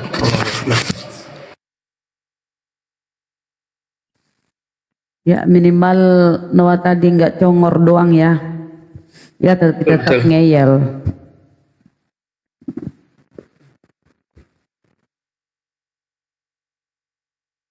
Di permintaan ada, tapi sepertinya Muslim ya. Untuk saudara-saudara Kristen silakan yang mau diskusi. Ada Ustadz Tahta, ada Bunda Rahma di sini. Ya, ada Bang Juma tentunya.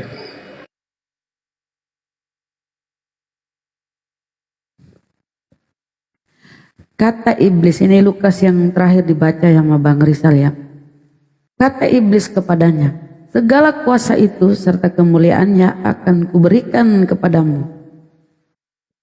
Sebab semuanya itu telah diserahkan kepadaku, dan aku memberikannya kepada siapa saja yang kukehendaki.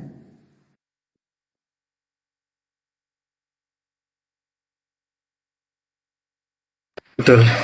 Iblis itu merasuki Yudas saja bisa, apalagi kalau cuman sekedar memberi kuasa ya. Merasuki pun bisa.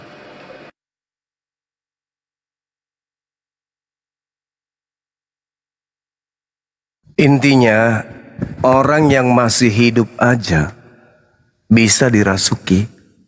Apalagi yang sudah mati kan? Yang masih hidup aja bisa melakukan perlawanan. Entah itu kalau di Islam berzikir, menolak, atau baca mantra. Kalau di dalam agama di luar Islam. Apalagi ini cuma sudah terkujur kaku. Apatah lagi hal ini sudah dinubuatkan. Berarti akan terjadi angkatan jahat ini minta satu tanda dan tidak akan diberikan satu tanda apapun.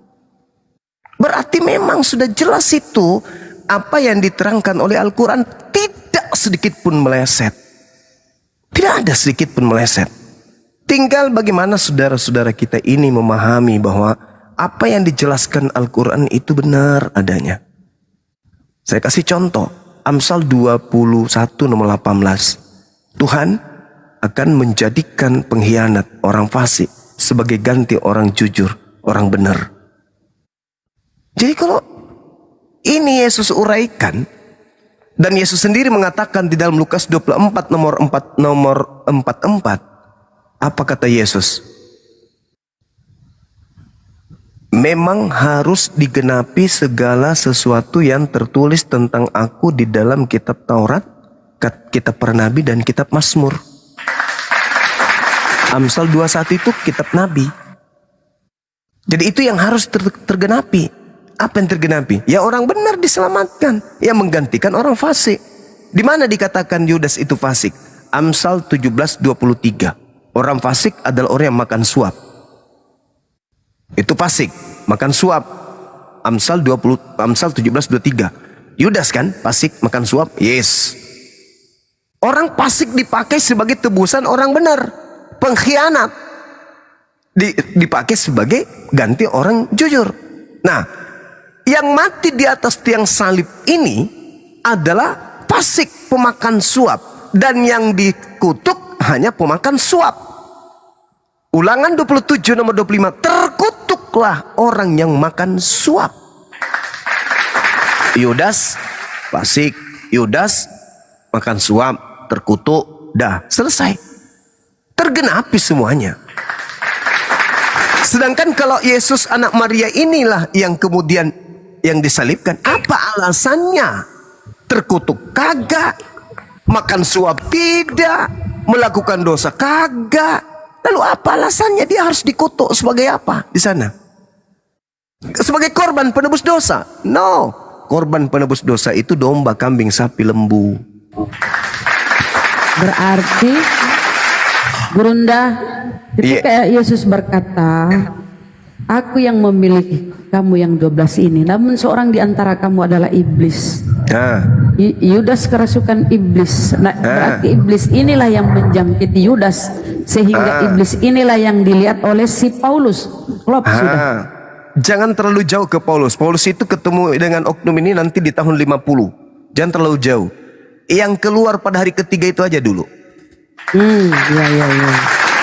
Siapa itu yang keluar pada hari ketiga? Karena Yesus mengatakan akan dilemparkan keluar. Iblisnya dilemparkan keluar dari mana? Kubur. Itu dia. Dan Yesus sendiri mengatakan bahwasanya penguasa dunia itu tidak berkuasa sedikit pun atas diriku. Itu loh. Oke, dilanjut dulu, silakan. Air saya sudah mendidih, siram mukanya Pak Bomo, silakan. Potan Aritonang. Ya, selamat Kristen, siang saudara Pak Potan. Silakan. Potan Aritonang. Pak Potan, soalnya tadi typing di bawah. Kiranya sudah siap berdiskusi Bapak, silakan. Selamat siang. Selamat siang. Anak-anak, bang mute. Silakan bang, siang. Apa yang ingin kau sampaikan? Selamat siang. Siang, bang. Iya. tadi saya dengar Iya. tuh Apa? cuma Iya. mantan security membahas Yesus Aduh, Mama, terkutuk digantung di kayu salib. Bukan mantan bang, masih aktif. Oh masih ya? Masih, alhamdulillah. Oh, Iya. iya. Jadi memang pembahasan Bang Zuma itu semua berantakan. Mm-mm. Nanti dirapikan. Berantakan. Iya. Asal comot sana, comot sini. Iya. Iya. Galatia 3:13 dia singgung Guronda tuh. Terkutuk. Kalau ngomong pakai data lah. Iya. Baca, tampilkan datanya di layar. Oh, gitu. Ya, jangan cuma ngomong doang tapi datanya Oh. tak ada. Kalau Iya, saya iya, bantu iya. tampilkan di layar, Bapak siap bantah. Nanti Bang Juma sebut ayat, saya tampilkan di layar ya. Bapak bantah ya. Nanti saya akan jelaskan. Iya atau tidak, gimana Pak? cara Iya, menafsir. Bapak iya atau tidak? Oke. Nanti Bang Juma sebut ayat, aku tampilkan, Bapak bantah ya. Ya, bisa. Iya atau tidak? Bisa, Iya ya. bisa ya. Iya. Iya ya. Tapi- Oke ya. Tapi kalau saya buka data di Quran, tolong juga kalian bantah ya. Iya. Tampilkan juga ya. Kalau Bang Zuma hebat, Iya. yo seperti omongan Bang Zuma dulu, berani menantang semua pendeta. Iya pendeta tapi ya, bukan jemaat. Nah, silakan. Yo, kalau memang Bang Zuma hebat, cobalah masuk gabung ke ruang Bang RK, ke ruang Budus TV. Jangan cuma Mati nih orang. berani ngota di kandang sendiri. Begitu juga mereka sebaliknya. Ajaklah sparring, gimana bikin sparring gitu kan. Kamu diskusi atau mau curhat? Kalau cuma ngota di kandang sendiri, ya merasa paling hebat sendiri. Udahlah di mute aja itu, kita sapa Merasa Putri. Izin. Curhat aja. Izin Bunda Rahma. Mute aja, Izin mute. Bunda Rahma. Ya siap. Pak Potan, mohon izin Pak Potan. Ini ada saran pribadi dari saya untuk Bapak. Bang Juma punya channel YouTube namanya Zulkifli M Abbas Official. Itu dari kurang lebih 4 sampai 5 tahun lalu. Bapak bisa cari. Sebentar. Bapak diem dulu. Saya ngomong dulu. Bapak bisa cari mau Bang Juma yang datang ke room Kristen, mau Bang Juma head to head 1 lawan 1, mau Bang Juma dikeroyok, semua edisi ada di situ Pak. Tapi nggak ada satupun yang bisa mengalahkan beliau, insya Allah. Ya Pak ya, saran saya itu ya Pak. Oke ya. Ya Bapak tunggu di bawah ya. Oke, terima kasih. Ya silakan Pak Julian, selamat siang.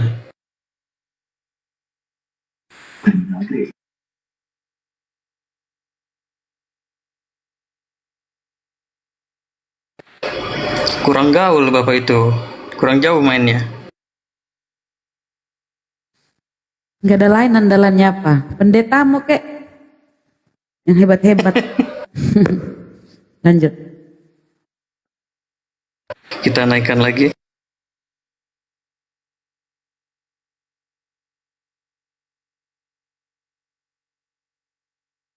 Ke mute Bang. Ini kita coba cari lagi Bun, kalau ada kita naikkan lagi.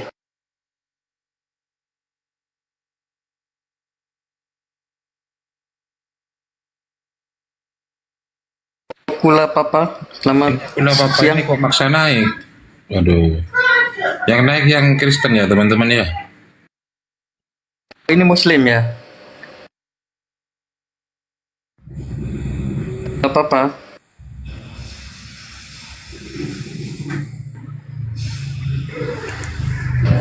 Kula Papa.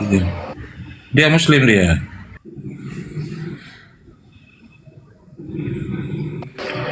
Gak merespon juga ya? Mohon izin ya Bang.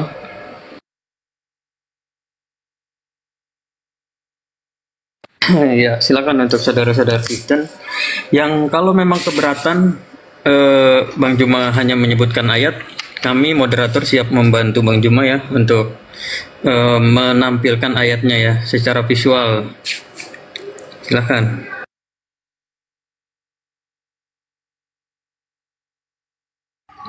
Ini akulah papa maksa lagi naik ini. Coba Tat dikasih dulu mau ngomong apa barangkali. Iya, saya sudah saring komentar-komentarnya itu Islam dia. Masalahnya ketika naik ke atas waduh, nggak ngomong.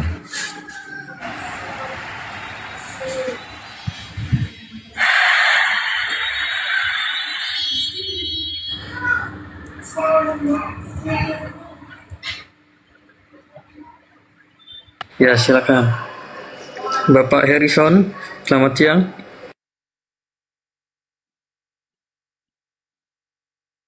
Selamat siang, Pak Harrison.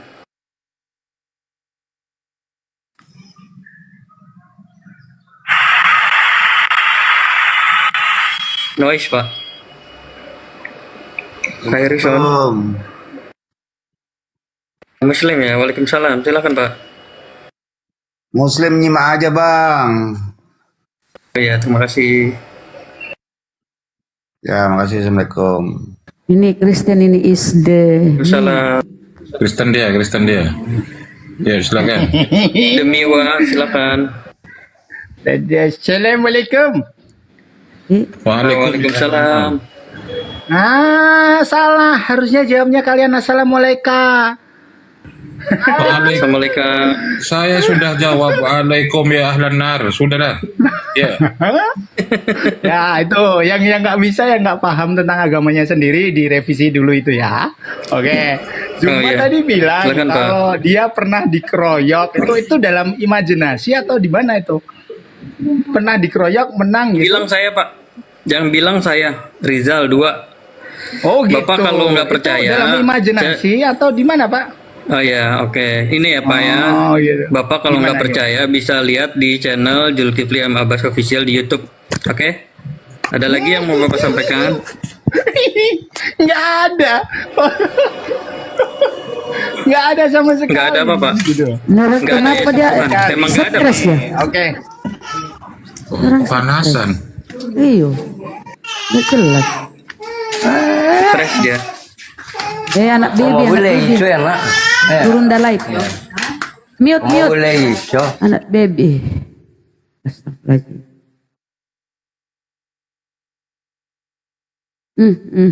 Haten. Ya teman-teman, mungkin belum minum obat.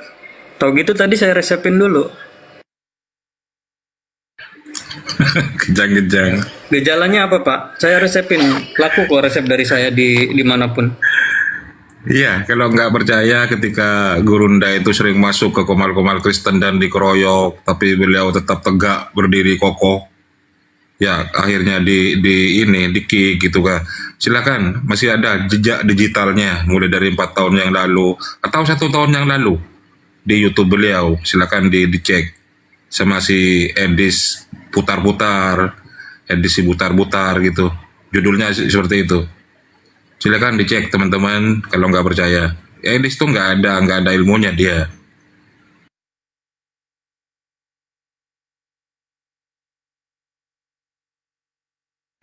Silakan Juan Silakan Wong. yang mau diskusi, silakan. Itu ada Juan Wong, Bang Rizal. Johan Wong, silakan. Johan Wong, dibuka mic-nya. Udah. Bapak silakan. Ya, bisa bertanya. Halo, Bapak dari Kristen ya Pak ya? iya Kristen. Bisa bertanya? Iya, oke. Ada yang mau ditanyakan, silakan Bapak. Sunan Ibnu Majah 1909. Coba buka ya. Sunan Ibnu Majah 1909.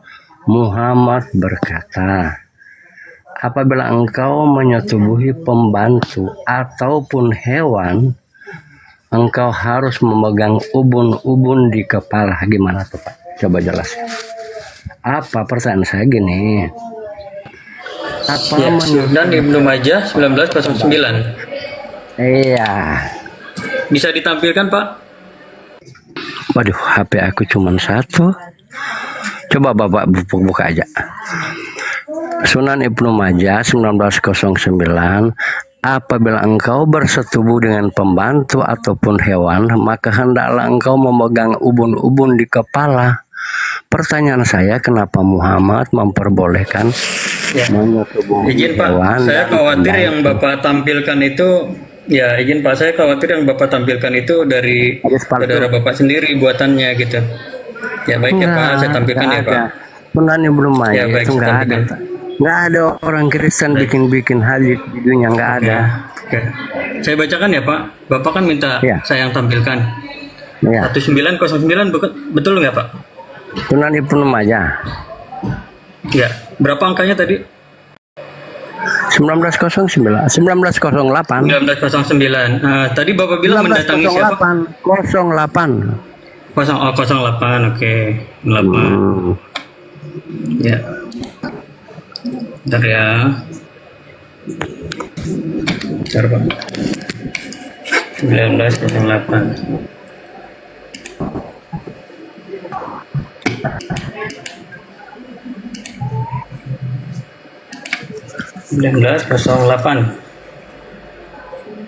Ya.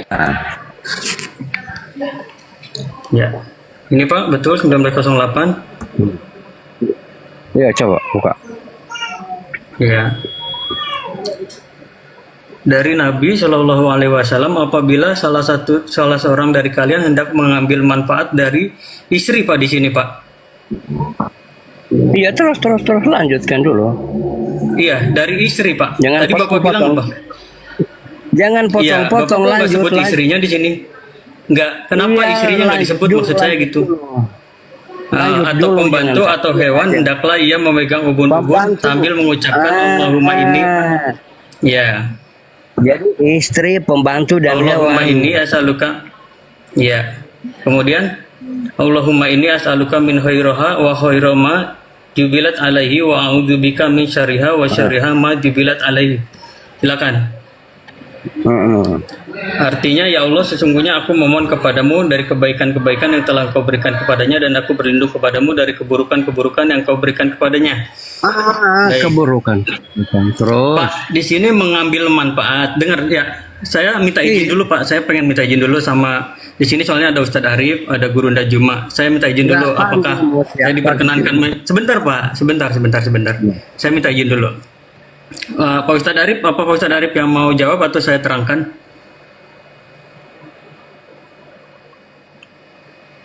Pak Ustadz Arif, Guru Nda Juma.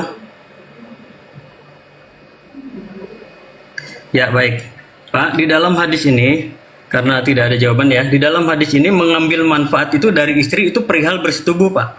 Ya. Nah, kemudian perihal pembantunya tidak disebutkan bersetubuh, Pak, di sini, ya.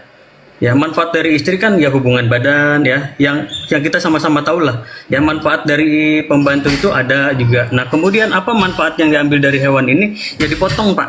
Nah, ini pada saat mau potong hewan doanya ini juga. Ya, hewan itu kan bisa kita bisa kita makan.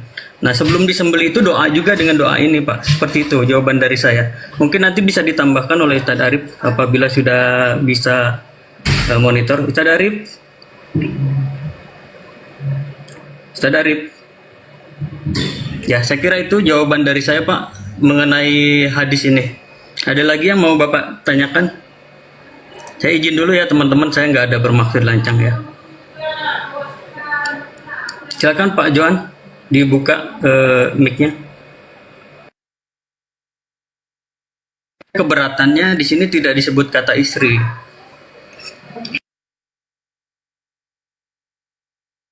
Johan, silakan di open mic-nya, Pak.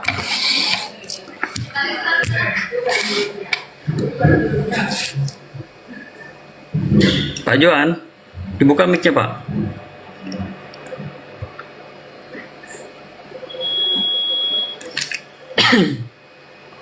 Pak Johan, dibuka mic-nya, Pak.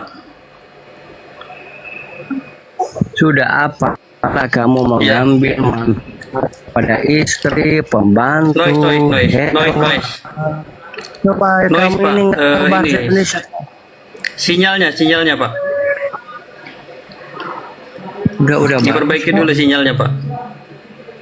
udah bagus sinyal kamu Putus-putus aja Pak. yang mau kasih apa. Ya silakan. Ya tadi sudah saya jelaskan Iya, Pak. coba. Mengambil manfaat dari seorang istri, sebentar Pak. Mengambil manfaat dari seorang istri itu salah satunya bisa berhubungan badan, bisa selain itu juga Pak. Ya bersenda gurau dengan baru istri kan koma, bisa juga. pembantu. Nah kemudian Koma pembantu. ya ini Kamu saya tahu Bapak nggak? tanya saya jelaskan. Tanda baca Bapak tanya saya jelaskan. Kamu tahu? Ya.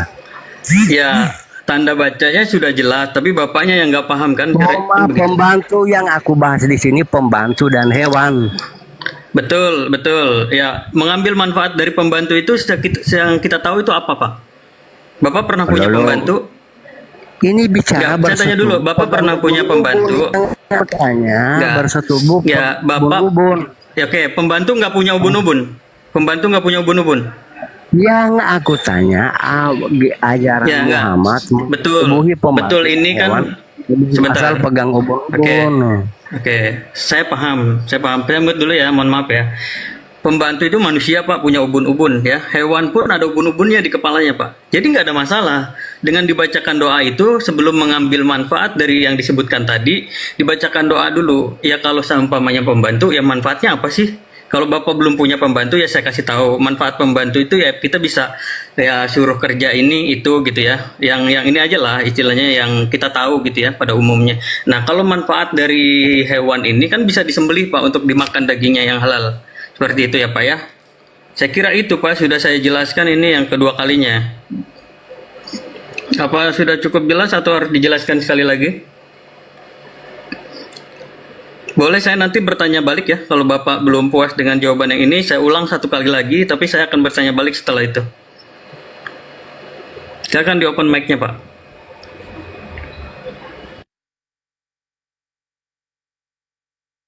Dibuka mic-nya Pak.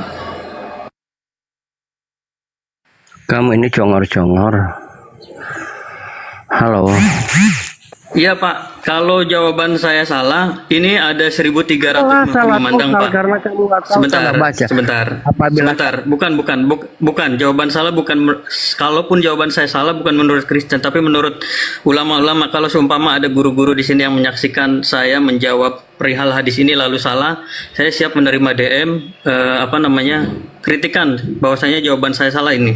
Kalau memang saya salah gitu ya. Tapi nggak mungkin jawaban saya salah ini menurut Kristen nggak mungkin.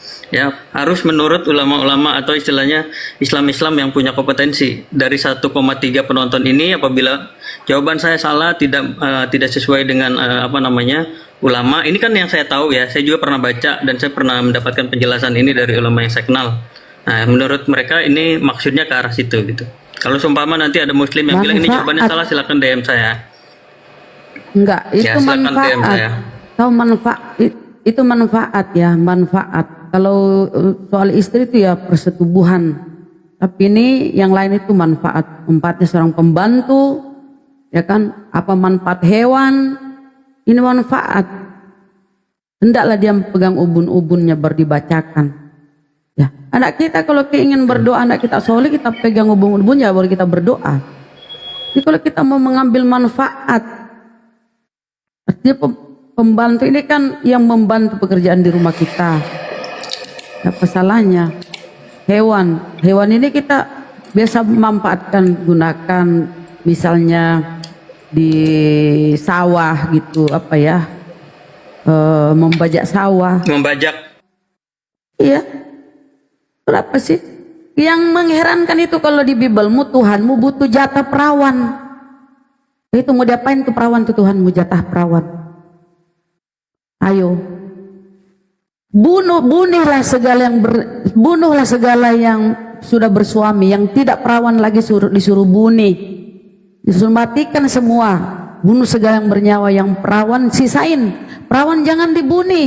Kenapa Tuhan memerintahkan perawan jangan dibunuh? Ternyata dia minta jatah. Gurunda Juma sudah kembali. Silakan Iya, Gurunda. Bang Juma. Halo. Ya silakan Bang Juma. Maaf tadi aku menjawab. Ya apa? Tadi ada tamu, ada yang apa bertanya atau apa? Ya, tanya soal hadis, Gurunda tadi beliau nanya soal hadis. Yang bertanya Yang siapa? mengambil manfaat ini Joan. Oh, Oten. Iya. hadis yang mana itu? Oten. Deh? Yang mana? Tadi Hadis Ibnu Majah ya, Pak, ya, 1908. mengambil manfaat Ya. dari istri, dari pembantu dan dari hewan. Kok dibacakan doa di ubun-ubun? Sepertinya beliau menganggap hadis itu ya semuanya untuk bersetubuh, Gurunda. Waduh. Sepertinya gitu. Saya bisa tampilkan sebentar lagi. Mati meja. meja. Mati meja. Nggak bisa. Maksudnya itu mengambil manfaat. Allahumma inni as'aluka min khairiha wa khairi ma jubilat alaihi wa a'udzubika min syarriha wa syarri ma biha alaihi. Itu kan? Betul, Gurunda, betul. Nah, Masya Allah. Di situ tidak ada kata bersetubuh. Coba suruh dia tunjukkan kepada kita kata bersetubuh di situ ada nggak dalam bahasa Arab? Ya, dalam Arabiknya nggak ada. Jadi ini orang bertanya sudah porno duluan dia. Padahal di dalam kaidah Islam itu menyetubuhi binatang itu haram hukumnya. Malah dikatakan di dalam hadis Rasulullah, barang siapa yang menyetubuhi binatang maka bunuhlah dia. Hadis Tirmizi 1444 dan juga di dalam Abu Daud 4464 dan juga Ibnu Majah 2564. Barang siapa yang menyetubuhi binatang bunuhlah dia. Itu perintah. Dan juga di dalam Al-Quran surah Al-Mu'minun, barang siapa yang menjaga kelaminnya walladzina hum li furujihim hafizun illa ala azwajihim, kecuali kepada istrinya, maka sesungguhnya mereka akan tidak tercelah. Nah, berbeda dengan Kristen. Kalau di Kristen itu menyetubuhi cicak, kucing, ayam, sapi, biawak, kodok, nyamuk itu bisa. Hamsa Dalilnya, dalilnya kalau kita lihat dalam dalilnya di Kristen boleh menyetubuhi kodok, kucing, sapi, biawak, semua bisa disetujui. Laki-laki pun bisa. Dalilnya ada di 1 Korintus 6 nomor 12. Tuh dalil. Enggak ada. Baca dalilnya, baca. Enggak ada perintah Baca gitu. dalil. Saya udah kasih 1 Paulus Korintus tidak- 6 nomor Paulus 12. Persetubuhan Itu tidak dalil ada. kok. Dalil kok. Kenapa enggak seperti itu? Pak, Di dalam kitab dengar saudara dulu. ada kok. Kenapa Anda Dengerin dulu. ingkari? Kenapa Anda ingkari? 1375 Tirmizi 1375 Muhammad pergi ke suatu tempat pelacuran, lalu dia membayar seorang perempuan 7 ekor. Jangan fitnah seperti itu, Pak. Ini dulu dalil yang tadi dulu kamu selesaikan. Ada nggak kata bersetubuh di situ, menyetubuhi? Ada nggak? Manfaat. Iya, ada nggak kata menyetubuhi di situ dalam bahasa original teksnya? Ada nggak? Ada nggak? Kalau dalam kitabmu 1 Korintus 10:23 jelas segala sesuatu diperbolehkan. Dengar. Segala sesuatu diperbolehkan. Menurut dalil ini boleh nggak menyetubuhi kodok? Ini dalil kitabmu ini. Menyetubuhi keledai boleh nggak? Bukan soal persetubuhan. 1 Korintus 10:23 tidak bisa, tidak bisa. Segala sesuatu diperbolehkan. Boleh nggak kemudian menyetubuhi cicak? Makanan. Bukan masalah makanan, segala sesuatu diperbolehkan. Kalau yang halal itu makanan.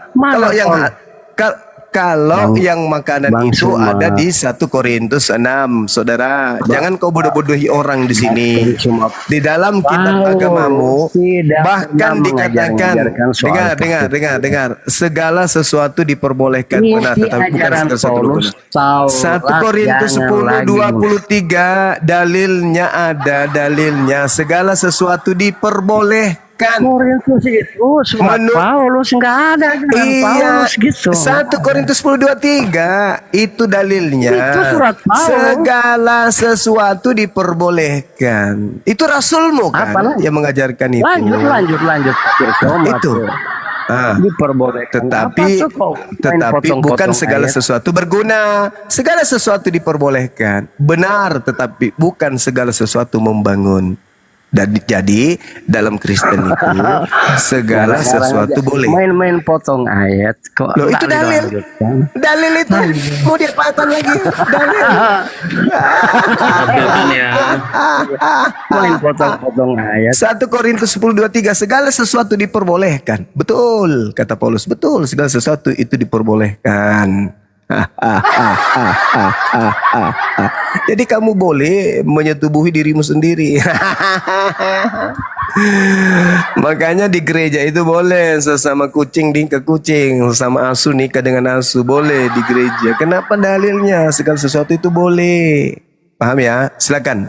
Saudara Rizal, Masya Allah. Nah, tuh dalilnya tuh.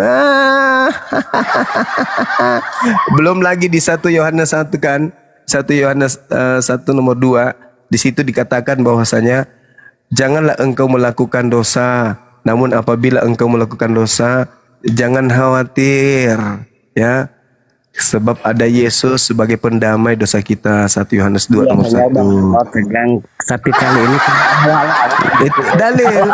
Anak-anakku, hal-hal ini kutuliskan kepadamu supaya kamu jangan berbuat dosa. Namun jika seorang berbuat dosa, kita mempunyai seorang pengantara pada Bapa, yaitu Yesus Kristus. Jadi boleh. Segala sesuatu boleh, itu berlaku loh. 1 Korintus 10:23, makanya boleh. Sekarang saya mau tanya samamu. Ini pertanyaan. Anda kan udah bertanya, saya mau tanya. Apa yang haram di agama Kristen? Silakan. nggak ada. Ya, bagus. Untuk makanan nggak ada. Kalau untuk makanan nggak Enggak, ada. yang lain, yang Kalau lain. Ya, intinya semua. semua. Apa yang haram di dalam Kristen? Tunjukkan. Apa yang haram? Kalau tunggu yang moral ini yang moral, yang haram itu Iya, jangan membunuh. apapun itu, apapun itu. Dalam agamamu yang haram itu apa? Haram semua. Di mana dalilnya jangan mencuri? Coba. Di mana dalilnya jangan mencuri? Di mana dalilnya jangan mencuri? Lo di Keluaran 20 ada. Itu kitabnya Yahudi yang saya tanya di agamamu. Ya. Itu kitabnya Yahudi. Itu di kitabnya Yahudi. Itu Dengar bukan dulu. kitabmu. Yang saya tanya di kitabmu, di kitabmu. Ya bagus. Apa? Matius Ah. 2 Matius ayat berapa? 37 sampai 40. Matius berapa? 22. Matius berapa? 22 Matius ayat 22. 37 Apa sampai yang- 40. Oke. Sampai 40. Oke. Dia Yesus Oke, bilang baik, begini, kita baca. Kasihilah Tuhan Kasihilah Allahmu, Tuhanmu. Ah. dan kasihilah Mana di situ sesama jangan mencuri? manusia. Kedua hukum Mana ini di situ terletak jangan mencuri? tergantung Mana, seluruh mana, hukum mana? Taurat. Dengar Iya, dulu. tapi Dan sayangnya- kedua hukum ini sayangnya- terletak Sayangnya hukum Taurat ini itu sudah batal semua tuh. Baca di Efesus 2 nomor 15, dengan matinya Yesus, maka dia telah membatalkan hukum Taurat beserta segala ketetapan yang ada di dalamnya. Jadi nggak ada lagi ajaran kasih, Taurat ajaran mana haram dulu? itu nggak ada. hukum Efesus Taurat 2 moral. nomor 15. Dengerin Efesus dulu. 5. Efesus 2 nomor 15 tidak ada di situ moral, tidak ada di situ, nggak ada. Semua hukum Taurat yang ketetapan di dalamnya batal semua. Jadi kamu boleh seperti hewan. Ketetapan soal makanan. Paulus kurban, Galatia 5. itu. Paulus Galatia 5 nomor 1. Orang Kristen dibebaskan dari seluruh aturan dan orang Kristen dibebaskan dari kuk penghambaan. Itu dalil. Jadi kalian itu Itu bebas seperti dosa. binatang. Kuk Ada dosa. dosa. Kau baca dalilmu Galatia 5 nomor 1. Segala sesuatu Kristen itu sudah dimerdekakan. Tidak boleh lagi orang Kristen itu tunduk kepada aturan. Oke, itu dalil. Jadi kalian itu hidup seperti binatang boleh. Makanya di gereja boleh kan orang kawin cewek kawin sama kuda boleh kan? Boleh kan? Masa enggak ada ajaran. Di gerejamu boleh kan wanita kawin sama asu boleh kan? Boleh kan? Di gerejamu Enggak lawak-lawak Bang boleh, Suma. boleh Jadi laki makanya sama laki boleh kan? Bang Suma Laki sama laki boleh kan? kali Laki ini sama laki kayak boleh kan? Ya lawak-lawak. kan? Ya kan? Hah? Perempuan dengan perempuan digeranyuk boleh kan? Sekiranya kalian yang mayoritas di Indonesia, maka akan dilegalkan pernikahan sejenis di dalam gereja di Indonesia ini. Sayangnya kalian minoritas. Makanya saudara, makanya negara tertinggi penyakit AIDS itu negara yang mayoritas penduduknya Kristen. Ajaran Nah, negara tertinggi, 10 negara tertinggi ya penyakit kelamin itu semuanya 10-10-nya negara mayoritas Kristen. Kenapa demikian? Kenapa demikian? Karena segala sesuatu boleh di agama Kristen berdasarkan surat nabinya yaitu Paulus. Kabur. Nggak bisa dia. Nah, sedangkan dalam kaidah Islam di hadits dikatakan barang siapa yang bersetubuh dengan binatang maka bunuhlah dia. Jadi dalil yang dibawa tadi berdasarkan Ibnu Majah, hadis berapa tadi itu Dinda?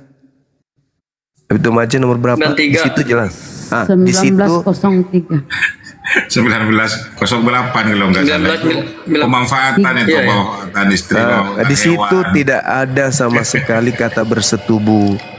Jadi terhadap Tolong istri dikoreksi Ustaz Arif, Bu Guru Najuma, barangkali jawaban saya salah tadi. Enggak. Itu pemanfaatan. Iya kemanfaatan, tidak ada mengenai bersetubuh. Situ nggak ada kata bersetubuh di sana. Nggak ada kata bersetubuh. Jadi kepada hewan manfaatnya apa? Kepada pembantu manfaatnya apa? Kepada tumbuhan manfaatnya apa? Kepada air, laut, segala-galanya manfaatnya apa? Nah, yang disebutkan dalam hadis itu ada 3. Istri. Kalau istri manfaatnya ya jelas kita tahu kalau istri. Kalau pembantu manfaatnya apa? Kita tahu jelas manfaatnya apa. Kalau hewan manfaatnya apa? Kita sudah tahu. Itu kata Nabi Muhammad. Maka ketika kalian kemudian memanfaatkan 3 hal ini sesuai dengan kodratnya, fungsinya masing-masing, maka kata Nabi Muhammad, berdoalah ya Allah, sesungguhnya aku memohon kepadamu dari kebaikan dan kebaikan yang telah engkau berikan kepadanya, dan aku berlindung kepadamu dari keburukannya dan keburukan yang engkau berikan kepadanya. Itu maksudnya, tak ada hubungannya dengan bersetubuh. Berbeda dengan yang 1 Korintus tadi. Jelas di situ, tak ada sesuatu pun yang haram, semuanya dibolehkan.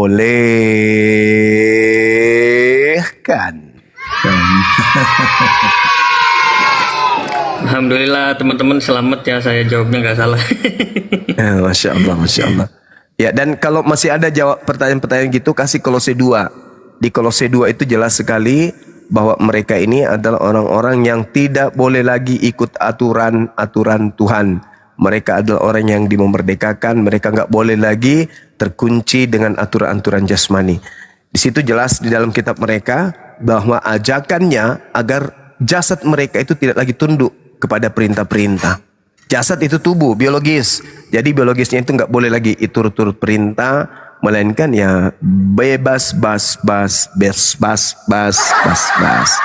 Begitu sahabat.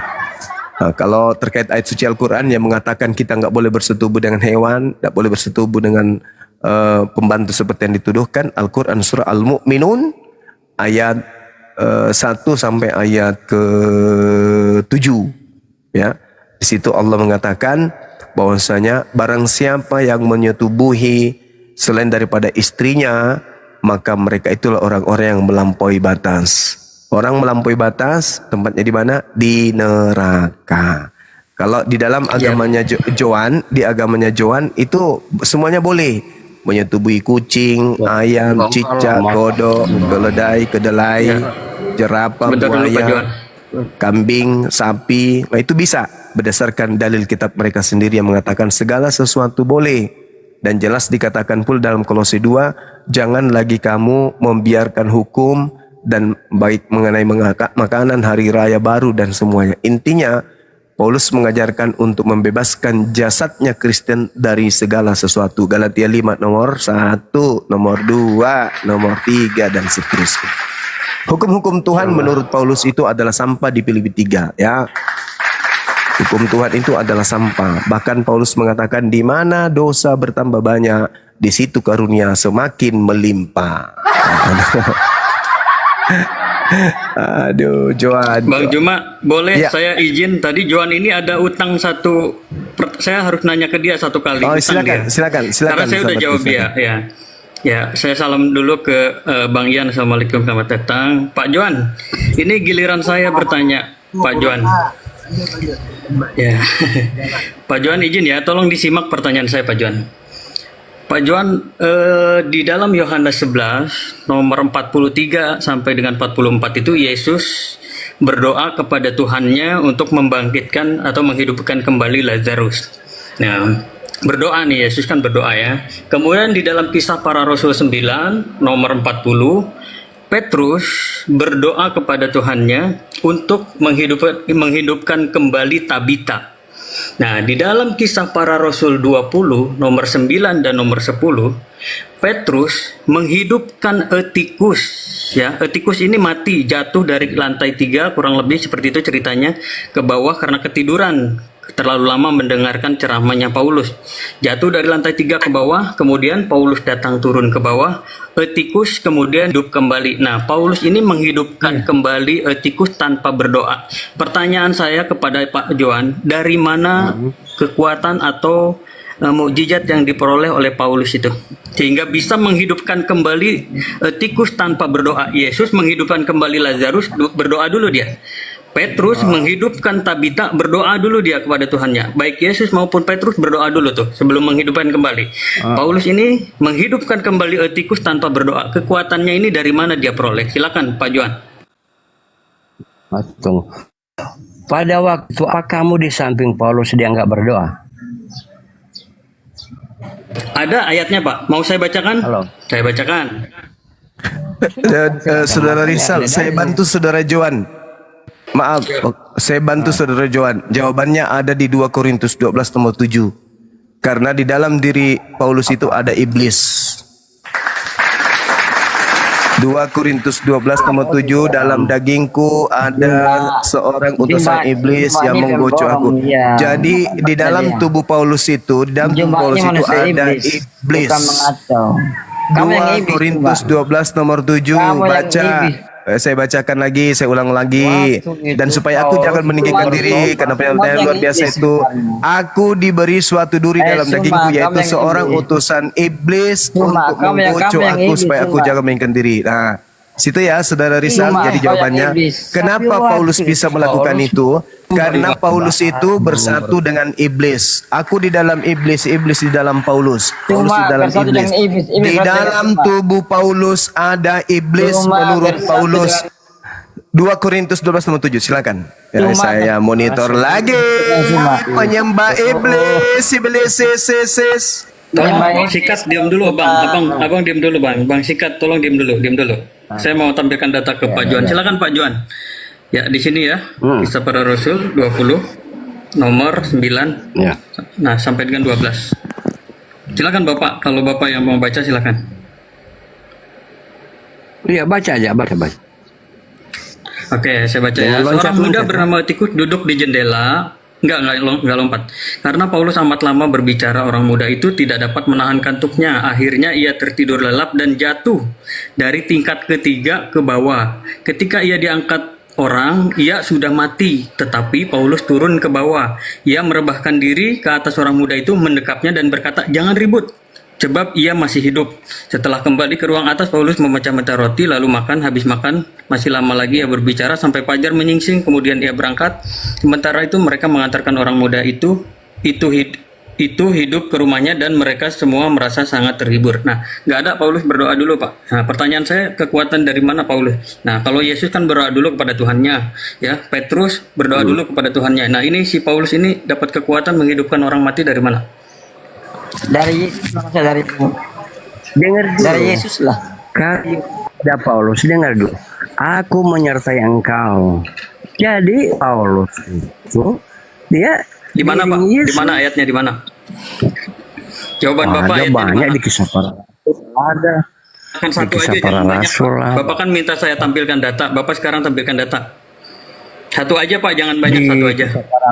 Kisah Para Rasul 9 ada. Ya, silakan Ada. tampilkan datanya Pak. Tampilkan. Loh, Kisah Para, cuma HP aku cuma satu HP Enggak, ini Pak, ini Paulus tidak berdoa dulu. Bapak paham nggak pertanyaan saya? Iya, paham. Nah, dia dapat kekuatan itu dari mana? Yesus saja yang Bapa Tuhan kan itu harus berdoa dulu baru bisa menghidupkan kembali Lazarus. Nah, Petrus nih murid yang disayang sama Yesus, sehebat-hebatnya dia masih berdoa dulu, Pak. Nah, ini si Paulus ini nggak berdoa, Pak. Dia Ngalahin Yesus Paulus dia. dapat kekuatan dari Yesus, main dari lu. Ya, lebih hebat Paulus daripada Yesus, Pak. Membangkitkan Lazarus, menghidupkan Lazarus, Yesus masih harus berdoa dulu. Nah, si Paulus malah nggak berdoa ini, Pak. Silakan. Ini Paulus selalu disertai Yesus. Selalu di mana di penjara Filipi gitu, di mana-mana lah, di mana-mana gitu. Pak, Terus ada pertanyaannya pertanyaan dari lagi? mana Paulus mendapatkan kekuatan untuk menghidupkan kembali Etikus? Pertanyaannya itu. Ya Paulus ini selalu disertai dengan kudus. Begitu. Pergilah. Ini perjanjian Yesus sewaktu dia naik. Berarti Yesus tidak disertai. Sebentar. Aku menyertai. Oke, sebentar. Tadi Bapak bilang, sebentar. Tadi Anda bilang Paulus ini selalu disertai oleh Roh Kudus sehingga dia bisa menghidupkan kembali Etikus tanpa berdoa. Berarti Yesus ini nggak disertai Roh Kudus sehingga dia pada saat mau membangkitkan Lazarus harus berdoa dulu. Ya, berarti Paulus ini nggak disertai oleh Roh Kudus. Ya, siapa namanya? Yesus dan juga Petrus. Dia nggak disertai Roh Kudus, nggak?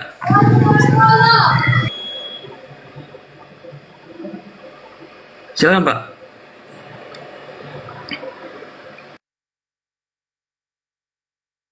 Buka mic-nya dibuka. Roh Kudus itu Yesus itu sendiri, gimana ia disertai dengan Roh Kudus, sedangkan Roh Kudus Oh iya, itu di mana adalah Yesus. ayatnya Yesus adalah Roh Kudus itu sendiri? Loh, di Yohanes 14 ada. Silakan tampilkan ayatnya. Loh. Roh Silakan, penghibur Guru Dajuma, kembali ke Guru Dajuma. dalam namaku. Roh Kudus dalam namaku, berarti Roh Kudus itu namanya Yesus sendiri. Ayatnya, Pak, ayatnya. Loh, aku lihat ayat lagi ribet banget, aku buka-buka lagi. Oh Pokoknya iya Yohanes dong, 14. harus, nggak bisa, harus ayatnya. Tentang Roh penghibur. Kamu buka aja lah. Roh penghibur, roh Lagi kuasa Yesus, memangnya kuasa lu. Ya, silakan Guru Dajuma, kembali ke Guru Dajuma. Memangnya pakai kuasa lu, dia pakai kuasa Yesus lah. Nah, ini teman-teman yang nonton sepertinya Guru Dajuma lagi sholat ya. Boleh nunggu sebentar ya teman-teman ya. Mampus dia. Dia mampus, mungkin mampus dia. Ya. Saya turunkan dulu ya. Ya, udah mulai menghujat. Ya, Kang di Yan, sini Bunda Rahma, silakan. di Makassar masuk waktu asar, sholat asar. Asar ya. Ya, Gurunda sholat. Ya, sholat dulu ya teman-teman ya, tunggu ya. Kang Yan, silakan Kang Yan. Jal, ini mic-nya putus kayaknya, Jal, jadi nggak keluar suaranya. Ntar. Ini kedengar nggak, Jal? Oh iya. Siap. Sekarang gitu loh. Ya, silakan Pak Johan Wong, di mana dikatakan Yesus adalah Roh Kudus itu sendiri. Saya bantu tampilkan ayatnya. Iya, aku dibilang di Yohanes 14 ada. Yohanes Nomor 15 berapa Pak? Saya ada. bantu. Silakan.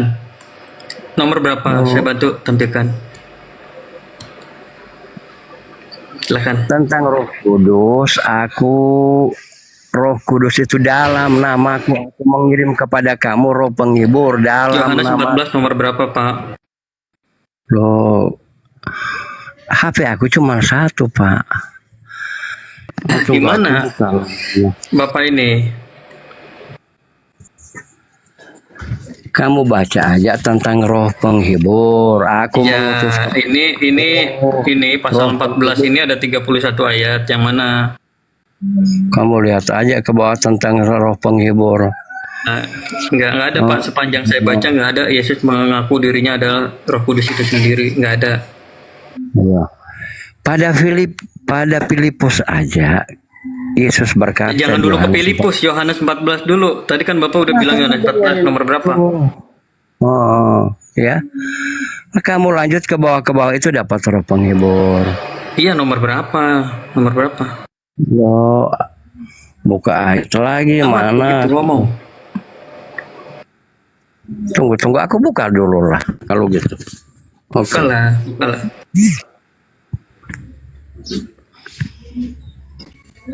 Dikit. Tadi kamu bawa Ibnu Majah aja saya yang bukain. Masa ini juga saya yang bukain? Kitab kamu loh. Iyalah, fitnah besar itu Johan Wong itu memang orang-orang kafir dari dulu memang subhannya seperti itu. Jadi istilah apa bersetubuh itu malah diletakkan dalam kurungnya itu sebelum kata istri. Jadi seolah-olah bersetubuh dengan istri, dengan hewan, dengan budak. Padahal di situ apa kata bersetubuh itu diletakkan sesudah. Jadi dalam kurung. Istri. Iya, sesudah kata istri. Tetapi memang orang-orang Betul. kafir itu mengubah hadis. Jadi di sini berbicara tentang kebermanfaatan untuk teman-teman yang ada di bawah ya. Kebermanfaatan tentang istri. Ya kalau istri ya dengan suami. Kalau hewan sebagai bahan tunggangan kan gitu, sebagai alat-alat transportasi. Ya kalau membantu ya dengan majikan kan gitu kan. Nah itu ketika itu maka kemudian Rasulullah itu menganjurkan untuk berdoa sambil memegang ubun-ubunnya kan gitu kan. Kalau hewan ya sebagai bahan tunggangan, alat-alat transportasi. Tetapi di sini di hadis ini oleh kafir laknatullah itu dalam kurungnya dirubah, diletakkan di sebelum kata istri, seolah-olah bersetubuh istri, hewan dan pembantu. Itu apa fitnahan besar memang itu dari dulu memang Ibnu Majah 1908 itu ya. Jadi berhati-hatilah teman-teman ya. Ini siang ini dibawakan oleh si Johan Wong ini. Di mana orangnya? Lari. Betul. Iya, katanya lagi nyari ayat Yesus adalah Roh Kudus itu sendiri. Ngaco Ustaz dia. Ya teman-teman, kita kasih kesempatan dulu Johan Wong untuk searching ya ayatnya. Ya sambil teman-teman juga yang lagi nonton tetap layar dulu ya. Kita coba usahakan ke arah 400k barangkali bisa, atau 350k dulu. Ya sambil teman-teman barangkali waktu Indonesia Timur yang sudah masuk sholat asar silahkan melaksanakan sholat asar, atau waktu Indonesia Tengah ya silahkan. Ya saya di waktu Indonesia Barat belum asar di sini teman-teman. Untung tadi saya sowan dulu ya sama Ustadz Arif walaupun nggak dijawab ya dengan Gurunda Juma. Jadi lidah saya nggak keluh untuk menjawab. Saya tadi lagi ke belakang. Alhamdulillah. Oh ini Kang Bang Iqbal. siap. baru nyampe Yap. terus kemudian ke belakang saya ke kamar ke kamar mandi gitu kan. ada subhan seperti itu. Ibnu Majah 1908. Tapi dia bilangnya tadi 09 di awal di pertama. Di awal karena di situ narasinya beda Ustaz. Ya, biasa kan kalau hadis tuh mirip-mirip gitu ya. Iyalah. Itu kumpulan subhat dari yang dibuat oleh kafir laknatullah dari dulu itu salah satunya. Iya betul. Padahal sudah jelas seperti yang dijelaskan oleh Gurunda bahwa bersetubuh dengan hewan itu ya dosa besar. Gitu. Betul. Dosa besar. Silakan Pak Johan. Pak Johan belum jawab pertanyaan saya. Dari mana Pak Paulus itu mendapatkan kekuatan untuk menghidupkan kembali tikus? Pak Paulus. Ya. Kekuatan.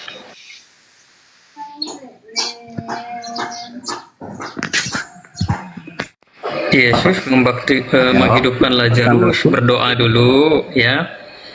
Ya, ya dari mana Pak? Di dalam ayat sebentar. Di dalam Yohanes Kisah Para Rasul pasal 20 ini, di mana dikatakan Paulus itu mendapatkan kekuatan dari Yesus? Di mana? Dari Roh Kudus. Dari Roh Kudus. Dari contoh Yohanes 14 ayat 15 sampai dan 17 coba buka. Yohanes 14, aku sudah bilang Yohanes 14. Ya, Yohanes 14 nomor berapa? 15, nomor 15 dan 17 coba. Oke. Jikalau kamu mengasihi aku, kamu akan menuruti segala perintahku. Oke, 17. kok langsung ke 17? Katanya jangan di skip. 17 dulu, 17 Jangan di skip dulu dong. lah. Ada 16 ini, ada 16. 16 itu Apa-apa koma lah, baru ke nggak 17. Tapi biar singkat aja, singkat. Oke, teman-teman, saya tahu kenapa ini dilewat ya, karena dia nggak mau menunjukkan Yesus ini minta ke bapaknya ya. Saya bacakan ya, tetap saya bacakan 16-nya. Bapak itu- Aku Yesus itu akan sendiri. meminta kepada Bapa ya kan, dan Ia akan bukan memberikan Bapak, kepadamu bukan seorang. Jangan Bapak, Oke, bukan saya Bapak. tunjukkan ya. Bapak. Bedakan Bapak dan Bapak. Saya nggak pakai K loh. Saya nggak pakai K loh. Jangan, oh tadi pakai K. Saya nggak tadi pakai K. K. Enggak. Coba ulangi Saya nggak supaya pakai K. enggak pakai K. Silakan. Jangan pakai K ya. Nah ya, teman-teman lihat ya. Nih, Ya. lihat dia kenapa dia nggak mau baca yang 16-nya, lihat di sini teman-teman. Kebaca Lihat aja. ya. Ya, Apa, aku baca akan juga. minta ya. Baca juga. Jadi Tuhannya Pak Johan Wung ini akan minta ke Tuhan yang lain. Lihat, aku akan minta Oh, kepada enggak, Bapa. dengar, Widih. Ya, dan Ia akan Bapak. memberikan kepadamu. Dengar. Bapak, Anda ini budak apa gimana? Kamu Bapak, ini Bapak, enggak pakai K. Ini nggak pakai K, saya nyebutnya nggak pakai K. Ngapain Coba kamu ulangi. diributkan? Coba kamu. Aku akan Coba kamu meminta ulangi, kepada Bapak. Bapak.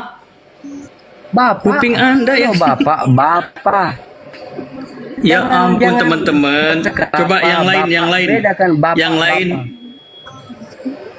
Coba. Oke, Patera. Ini bahasa Yunaninya Patera. Kewajiran. Aku akan meminta kepada Patera dan ia akan memberikan kepadamu seorang penolong yang lain supaya ia menyertai kamu selama-lamanya, ya. Oke. Jadi Yesus itu meminta Yesus. Paulus. Yesus meminta Yesus. Tar Langsung dulu. Yesus baca meminta dulu, Yesus. 17 ke 17. Sebentar dulu. Baca, aku jelasin. Yesus Sebentar, meminta sebentar. dikirimkan Yesus. 17. Aku jelasin sebentar, baca 17, yang 17 tadi. Yang 17 kamu nggak baca. 17, ayo. 17, jangan lewati. Kemian Kang Rizal, kemian. 17. Silakan baca, silakan. Iya.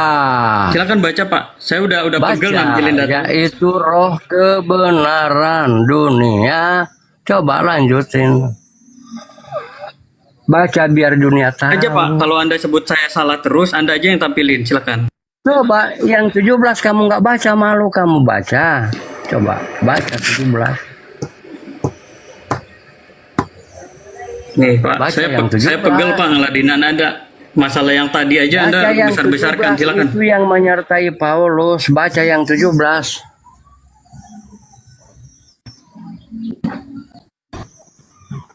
Baca aja biar dunia tahu itu yang menyertai Paulus. Silakan baca Pak, saya udah bantu tampilkan data. Saya juga yang harus baca. Gimana Anda ini?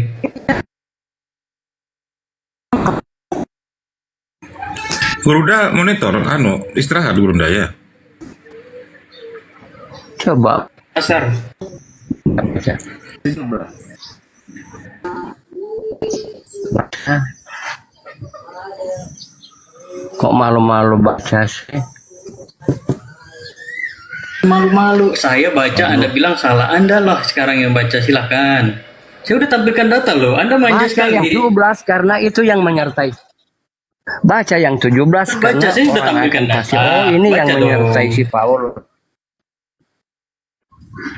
Loh, kok kamu nggak baca biar orang akan dengar. Itu yang menyertai Paulus, roh kebenaran, roh dia ada di situ. Dia Anda katakan Coba baca. Yesus adalah Roh Kudus itu sendiri. Di mana dikatakan di sini? Iya, baca aja yang 17, baca yang 17 kamu udah Nah, macet. dikatakan Yesus adalah Roh Kudus itu sendiri. Yang 16 kamu cepat baca ya, 11 cepat. Yang 17 kamu macet. Mana dikatakan Roh Kudus adalah Yesus itu sendiri? Di mana? Di mana dikatakan Yesus adalah Roh Kudus itu sendiri? Makanya baca yang 17 tadi. Loh, udah dikasih dalil nggak mau. Baca aja. Waduh. Ini baca, saya gimana sudah sih? tunjukkan, baca dong sendiri. Iya, baca biar orang tahu di seluruh dunia. Coba. Iya, ini saya udah tampilkan, Anda yang baca. Waduh, ini wah kecil amat. Coba kamu baca, coba kamu yang baca aja lah. Loh, kamu, duh. Waduh, duh, kecil amat. Aku akan minta ke. Ini ada yang 17. Itu udah dibaca yang 16. Yang 17 itu. aku minta. Itu 17. Loh, 16. Yang 17 tadi di ke bawah juga. Ke bawahin.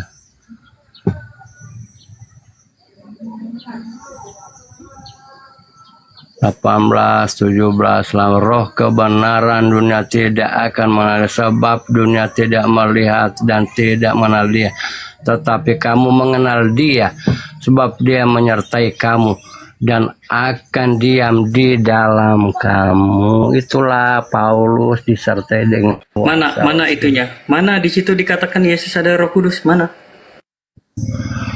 Loh, di ayat pertama Dikatakan tadi Yesus adalah Roh Kudus. Gimana?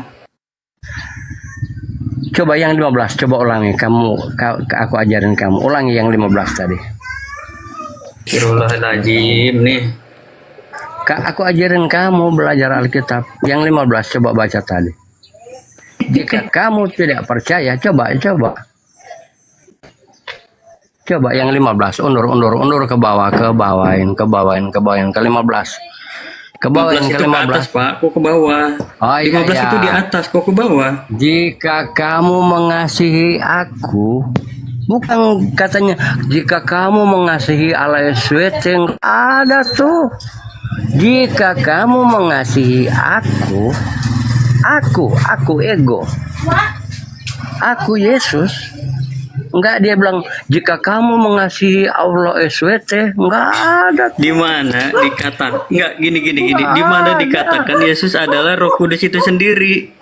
Di mana dikatakan? Jika kamu Enggak, di mana dikatakan Yesus adalah Roh Kudus itu sendiri? Mana? Tadi teman-teman semua udah lihat. Ayatnya udah sama-sama kita lihat. Coba pahami ayat 15. Aku coba kamu baca, coba mana kamu silakan. Jika kamu dia tidak bisa menjawab dari mana Paulus mendapatkan kekuatan bisa menghidupkan etikus ya. Oh, kuasa Roh Kudusnya sih. Oke, di mana di dalam pasal 20 tadi? Di mana di dalam pasal 20 tadi? Sebentar. Di mana dalam pasal 20 tadi dikatakan bahwasanya Paulus mendapatkan kuasa Roh Kudus? Di mana? Tunggu. Yang kamu belum jawab. Tirmisi 13:75. Di mana Muhammad pergi ke suatu pasar dan mengambil seorang perempuan pelacur dan dia bayar dengan 7 hewan. Kamu belum jawab. Waduh. Jangan fitnah, Pak. Jangan fitnah. Silakan tampilkan datanya. Ini misi bukan hadis aku, Pak. Ya, silakan tampilkan datanya. Silakan tampilkan datanya. Ya. Loh, aku udah bilang HP aku tampilkan cuma datanya. Satu, aku kuat hafal aja. Waduh. Misi 13. Pinjam HP anak Anda, Hadis. Mana anak aku? Aku bujangan kok. Minta ke adik Anda, pinjam HP adik Anda. Mana adik aku? Anak bungsu. Mana? Oh iya, minta ke kakak, minta ke kakak. Kakak aku anak sendiri. Gimana tuh aku anak? Bungsu, kalau bungsu itu punya kakak, Pak. Jangan bohong terus ih. Kok bohong terus? Oh iya. Ya teman-teman, wataknya pembohong. Aku anak sendiri, gimana ada Bilang kakak, anak ada bungsu. adik? Dia bilang anak bungsu. Iya, enggak ada, karena enggak ada kakak, enggak ada adik. Ayo Pak, silakan dijawab dulu pertanyaan saya. Dari mana kekuatan yang diperoleh oleh Pak Paulus? Udah dijawab kuasa Roh Kudus. Hadis Oke, di dalam kisah para rasul pasal 20 tadi, di mana dikatakan Pak Paulus mendapatkan kekuatan dari Roh Kudus. Di mana Paulus berkata gini kepada si Tirmidzi 1375 ada Paulus. Udah mulai error dia, teman-teman. Udah mulai error. Paulus. Dia nyebut Tirmidzi 1375 tapi ada Paulus. Dengerin dulu hadis Tirmidzi 1375. Aduh, lidahnya udah gara-gara berbohong ya. Dengerin dulu. Muhammad pergi ke satu pasar perempuan pelacur, kemudian dia milih satu perempuan. Kemudian perempuan pelacur yang cantik ini dia bayar dengan 7 ekor hewan. Pertanyaan saya, sayang banget Bapak ini berdusta ya. Dengar, ini hadis. Ya. Oke, teman-teman, beliau sudah mulai berdusta ya, teman-teman. Kita izin tampilkan data dulu. Hadis Tirmidzi 1375 ini mengenai menggauli hewan itu tidak terkena hukum had. Ya. Dari Ibnu Abbas bahwasanya ia pernah berkata barang siapa menggauli binatang ya, maka tidak ada hukuman atasnya. Hukuman apa? Hukuman had. Di sini dikatakan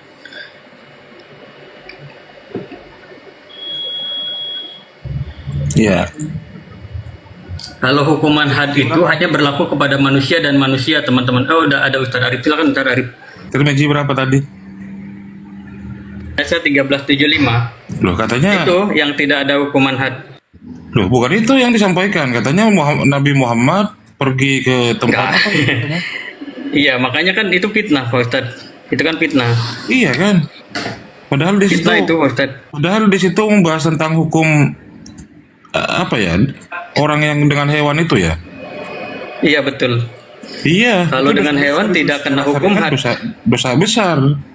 Gitu. Artinya tetapi itu tidak kena hukuman ini. Sebagaimana di dalam Al-Qur'an itu azani fajridu kulla wahidin minhuma mi'atu jaldah. Kan seperti itu. Bukan seperti itu, karena ini khusus kepada manusia dengan manusia. Tapi kalau dengan hewan itu secara syariat tetap dosa besar. Tapi di situ nanti hukumannya itu dipasrahkan kepada amir setempat. Pemerintah. Tuh ya, iya. Betul. Iya, tapi kok narasinya kok beda tadi. Nabi Muhammad pergi ke pasar fitnah. Makanya saya turunin fitnah, nggak boleh. Lagi, ini fitnah besar lagi. Nah itu teman-teman ya, berbahaya. Berbahaya itu. Ustadz, saya izin asar dulu, Tad. Iya. Ya, teman-teman, kalau fitnah pasti saya turunkan, teman-teman ya. Tapi paling enggak teman-teman harus melihat dulu bahwasanya inilah kelakuan mereka gitu. Saya tadi bisa aja langsung kick dia ya pada saat dia pertama kali langsung menyebut fitnah itu. Tapi maksud saya tuh lihat dulu ini loh kelakuan mereka seperti ini ya. Diulang 1 kali, 2 kali, 3 kali. Nah, sudah pasti dia mengucapkan hal yang sama, berarti niat dia memang fitnah. Kalau dalam ucapan pertama dikhawatirkan dia salah sebut ya. Ucapan kedua itu untuk memverifikasi, ucapan ketiga masih diulang, berarti itu niat dia yang sesungguhnya. Jadi bukan masalah saya membiarkan dia ya, teman-teman. Saya tidak pernah membiarkan ada penghujatan di sini. Sami, Ustadz Arif dan saya sudah sepakat tidak mengizinkan ada penghujatan di room ini. Ya, silakan Ustadz Arif, izin dulu saya mau siap pasar persiapan. Rostrum, selamat sore Rostrum. Islam apa Kristen? Rostrum dibuka mute-nya. Sekali lagi Rostrum, Islam apa Kristen? Dibuka mute-nya Rostrum. Sudah saya turunkan ya.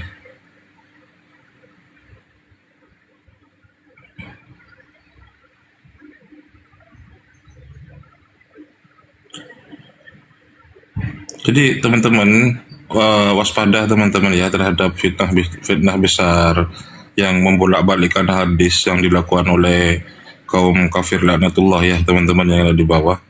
Itu tadi membawakan narasi tidak sesuai dengan konteks, tidak sesuai dengan yang disampaikan di Tirmizi berapa itu tadi itu tidak sesuai. karena itu adalah hukum hudud. Jadi tetap melanggar dan dosa besar, hukumnya haram, dosa besar, kemudian hukumannya itu dipasrahkan kepada ulil amri, kepada pemerintahan setempat yang sesuai dengan hukum syariat Islam. Begitu. Kalau sesama manusianya, karena ini bukan sesama manusia dengan binatang, bahkan di hadis lain itu dua-duanya harus dibun-bun gitu. Di hadis yang lain. Tetapi kalau sesama manusianya di dalam Al-Quran itu sudah jelas az-zaniyatu waz-zani fajlidu kulla wahidin minhuma mi'atu jaldah, kan seperti itu kan. Ada hukuman memang. Barang siapa yang berzina antara laki-laki dan perempuan, minhuma di antara keduanya, kulla wahidin di antara keduanya, fajlidu maka deralah mi'atu jaldah 100 deraan 100 kali kan gitu. Jadi teman-teman yang ada di bawah, jangan kemudian mengambil mentah-mentah ya apa yang disubahkan oleh kafir-kafir laknatullah ini. Rustrum ini kok kita naik lagi loh, tadi sudah nggak ada suara. Aduh. Jangan sampai cuma mau nge-report Ustadz. Iyalah, dia tadi saya sudah seturunkan karena tidak bersuara, minta naik lagi.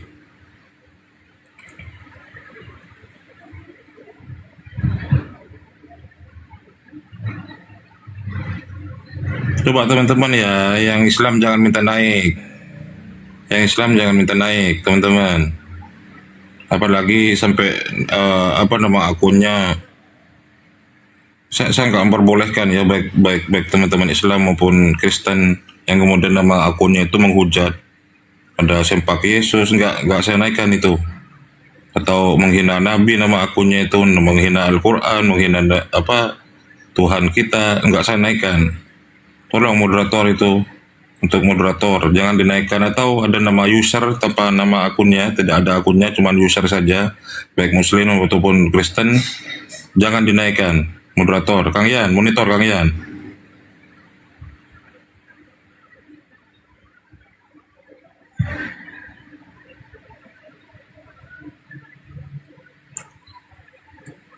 Bunda Rama, mari monitor Bunda Rama.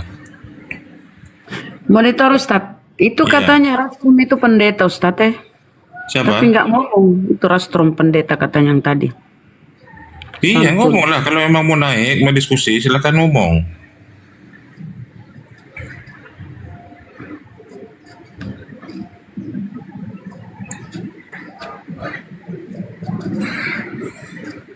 Ada apa sih Juan Wong ini minta naik lagi, ada apa Juan Wong? Silakan Bunda Rahma, silakan Bunda Rahma. Ini apa kalau Kenapa Jun? masih membawakan ayat-ayat yang dipelintir langsung ditendang aja, kasih ludah rohani Bunda. Dipelintir langsung ditendang aja, kasih ludah rohani. Halo. Aduh, edisnya jangan. Aduh, bunyi edisnya itu disingkirkan dulu, menjauh. Itu bunyi si edis itu, jauhkan dulu, Juan Wong. Aduh. Udah.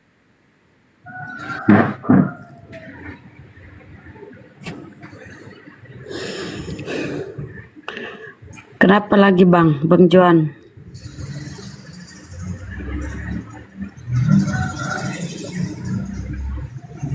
John,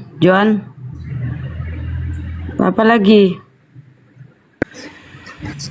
Sunan Ibnu Majah 2263, Muhammad pergi ke pasar pelacuran. Kasih tunjuk datanya, kalau enggak ku tendang kau ke neraka. Tunjuk datanya kau. Kalau saya bisa, dengar dulu ya. Dengar dulu. Kalau saya berkata Yesus direbus di tinja panas di neraka, ada datanya. Yesus direbus di tinja panas di neraka, ada. Atau Yesus anak zina, kabur tuh.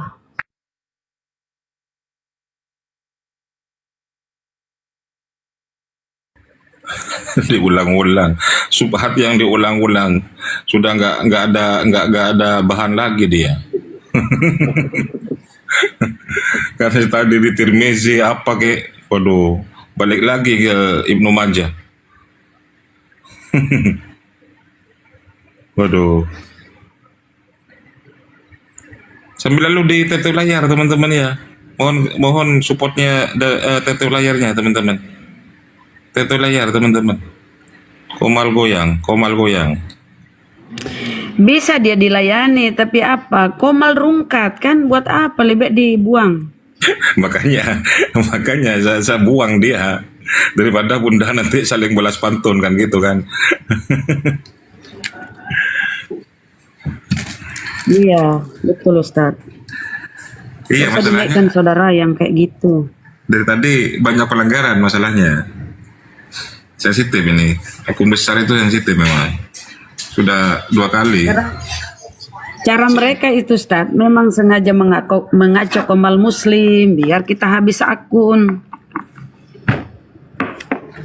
Itu akunku permanen lagi. Ampun.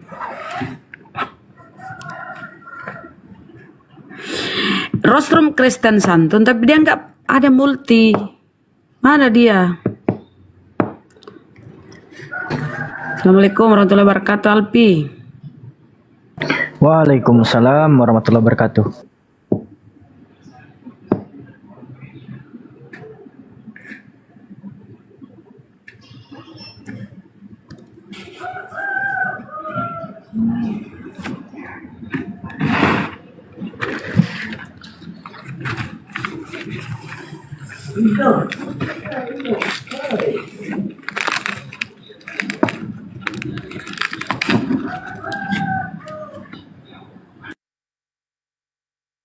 Ayo, yang Kristen, yang punya ilmu, yang tahu sedikit Bible, walau hanya sedikit ya, silahkan naik.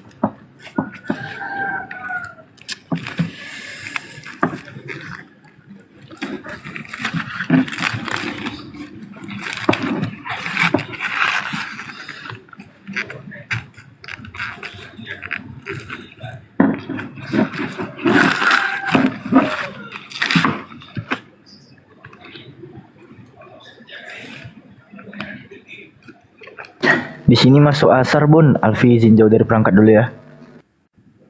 Oke. Aku sudah asar, Sulawesi sudah. Ya, silakan.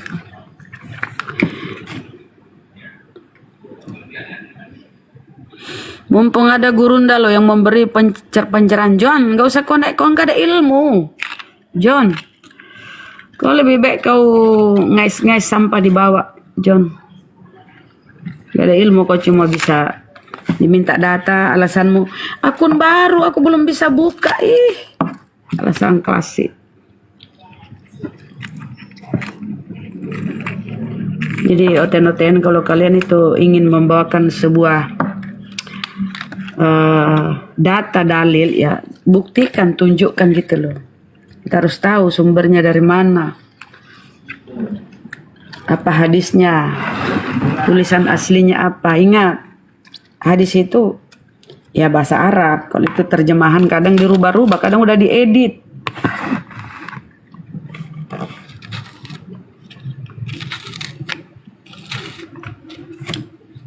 Ya, singa ompong kau John, singa Yehuda, singa ompon. Kau diludahi di sana di Yahudi, Kristen diludahi singa Yehuda. Yehuda itu, loh kok dinaikkan lagi, kenapa sih? Moderator. Kenapa dinaikkan lagi? Diblokir aja tuh orang-orang kayak gitu. Dia mengaku Yehuda, singa Yehuda. Yehuda itu 12 suku Israel itu salah satunya Yehuda. Jadi nama Yahudi itu diambil dari salah satu Bani Israel itu Yehuda ya. 12 Bani Israel itu salah satunya Yehuda. Dari sanalah bersumber penamaan tentang Yahudi, itu suku Yehuda. Dia tadi si Oten ngaku-ngaku dia Yehuda, apa singa Yehuda. Dari mana kau singa ompong kau? Mana ada Yahudi itu Kristen? Mana Yehuda itu Oten? Salib itu diludahi di sana bro, di aduh. singa Yehuda. Lawak-lawak kau Oten. Singa ompong lah.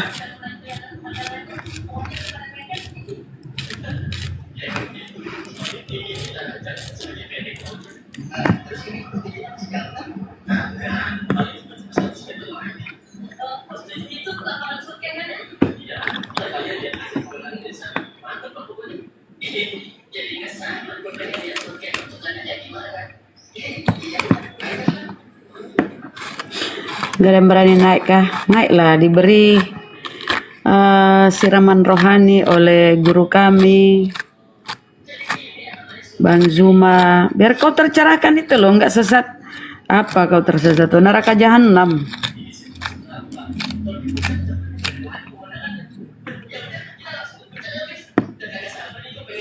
Kecil itu nak, kecil itu sekali.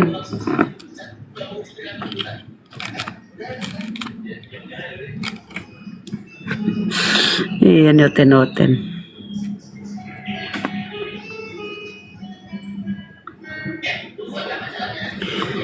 Ngemis-ngemis mau diakui sebagai bagian dari Bani Israel. Aduh, mama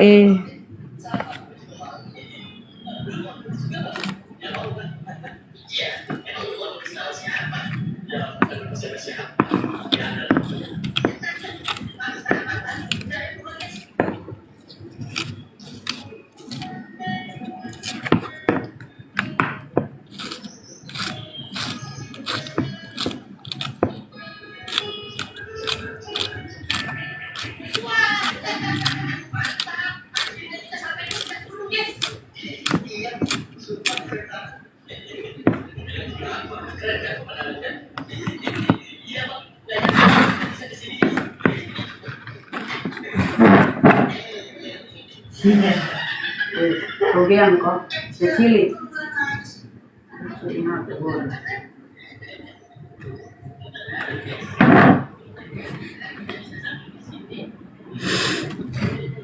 Mudah-mudahan ini Oten.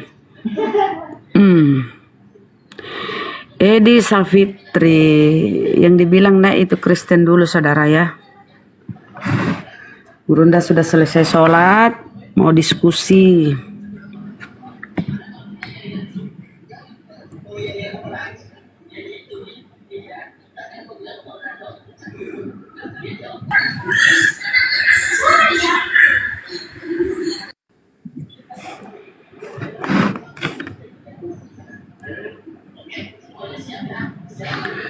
Kristen aku bunda. Permintaan Willy Awen permintaan. Jangan kau naik biasa gitu. Aku mau naik biasa dan nge-report. Kristen Willy naik permintaan. Willy itu Kristen Syariah bunda. Dia nggak menuhankan Yesus dia. Dia minta naik itu tapi nggak multi. Start. Permintaan dulu bro, multi. Willy. Kristen Syariah. Kristen Syariah. Di nomor itu start.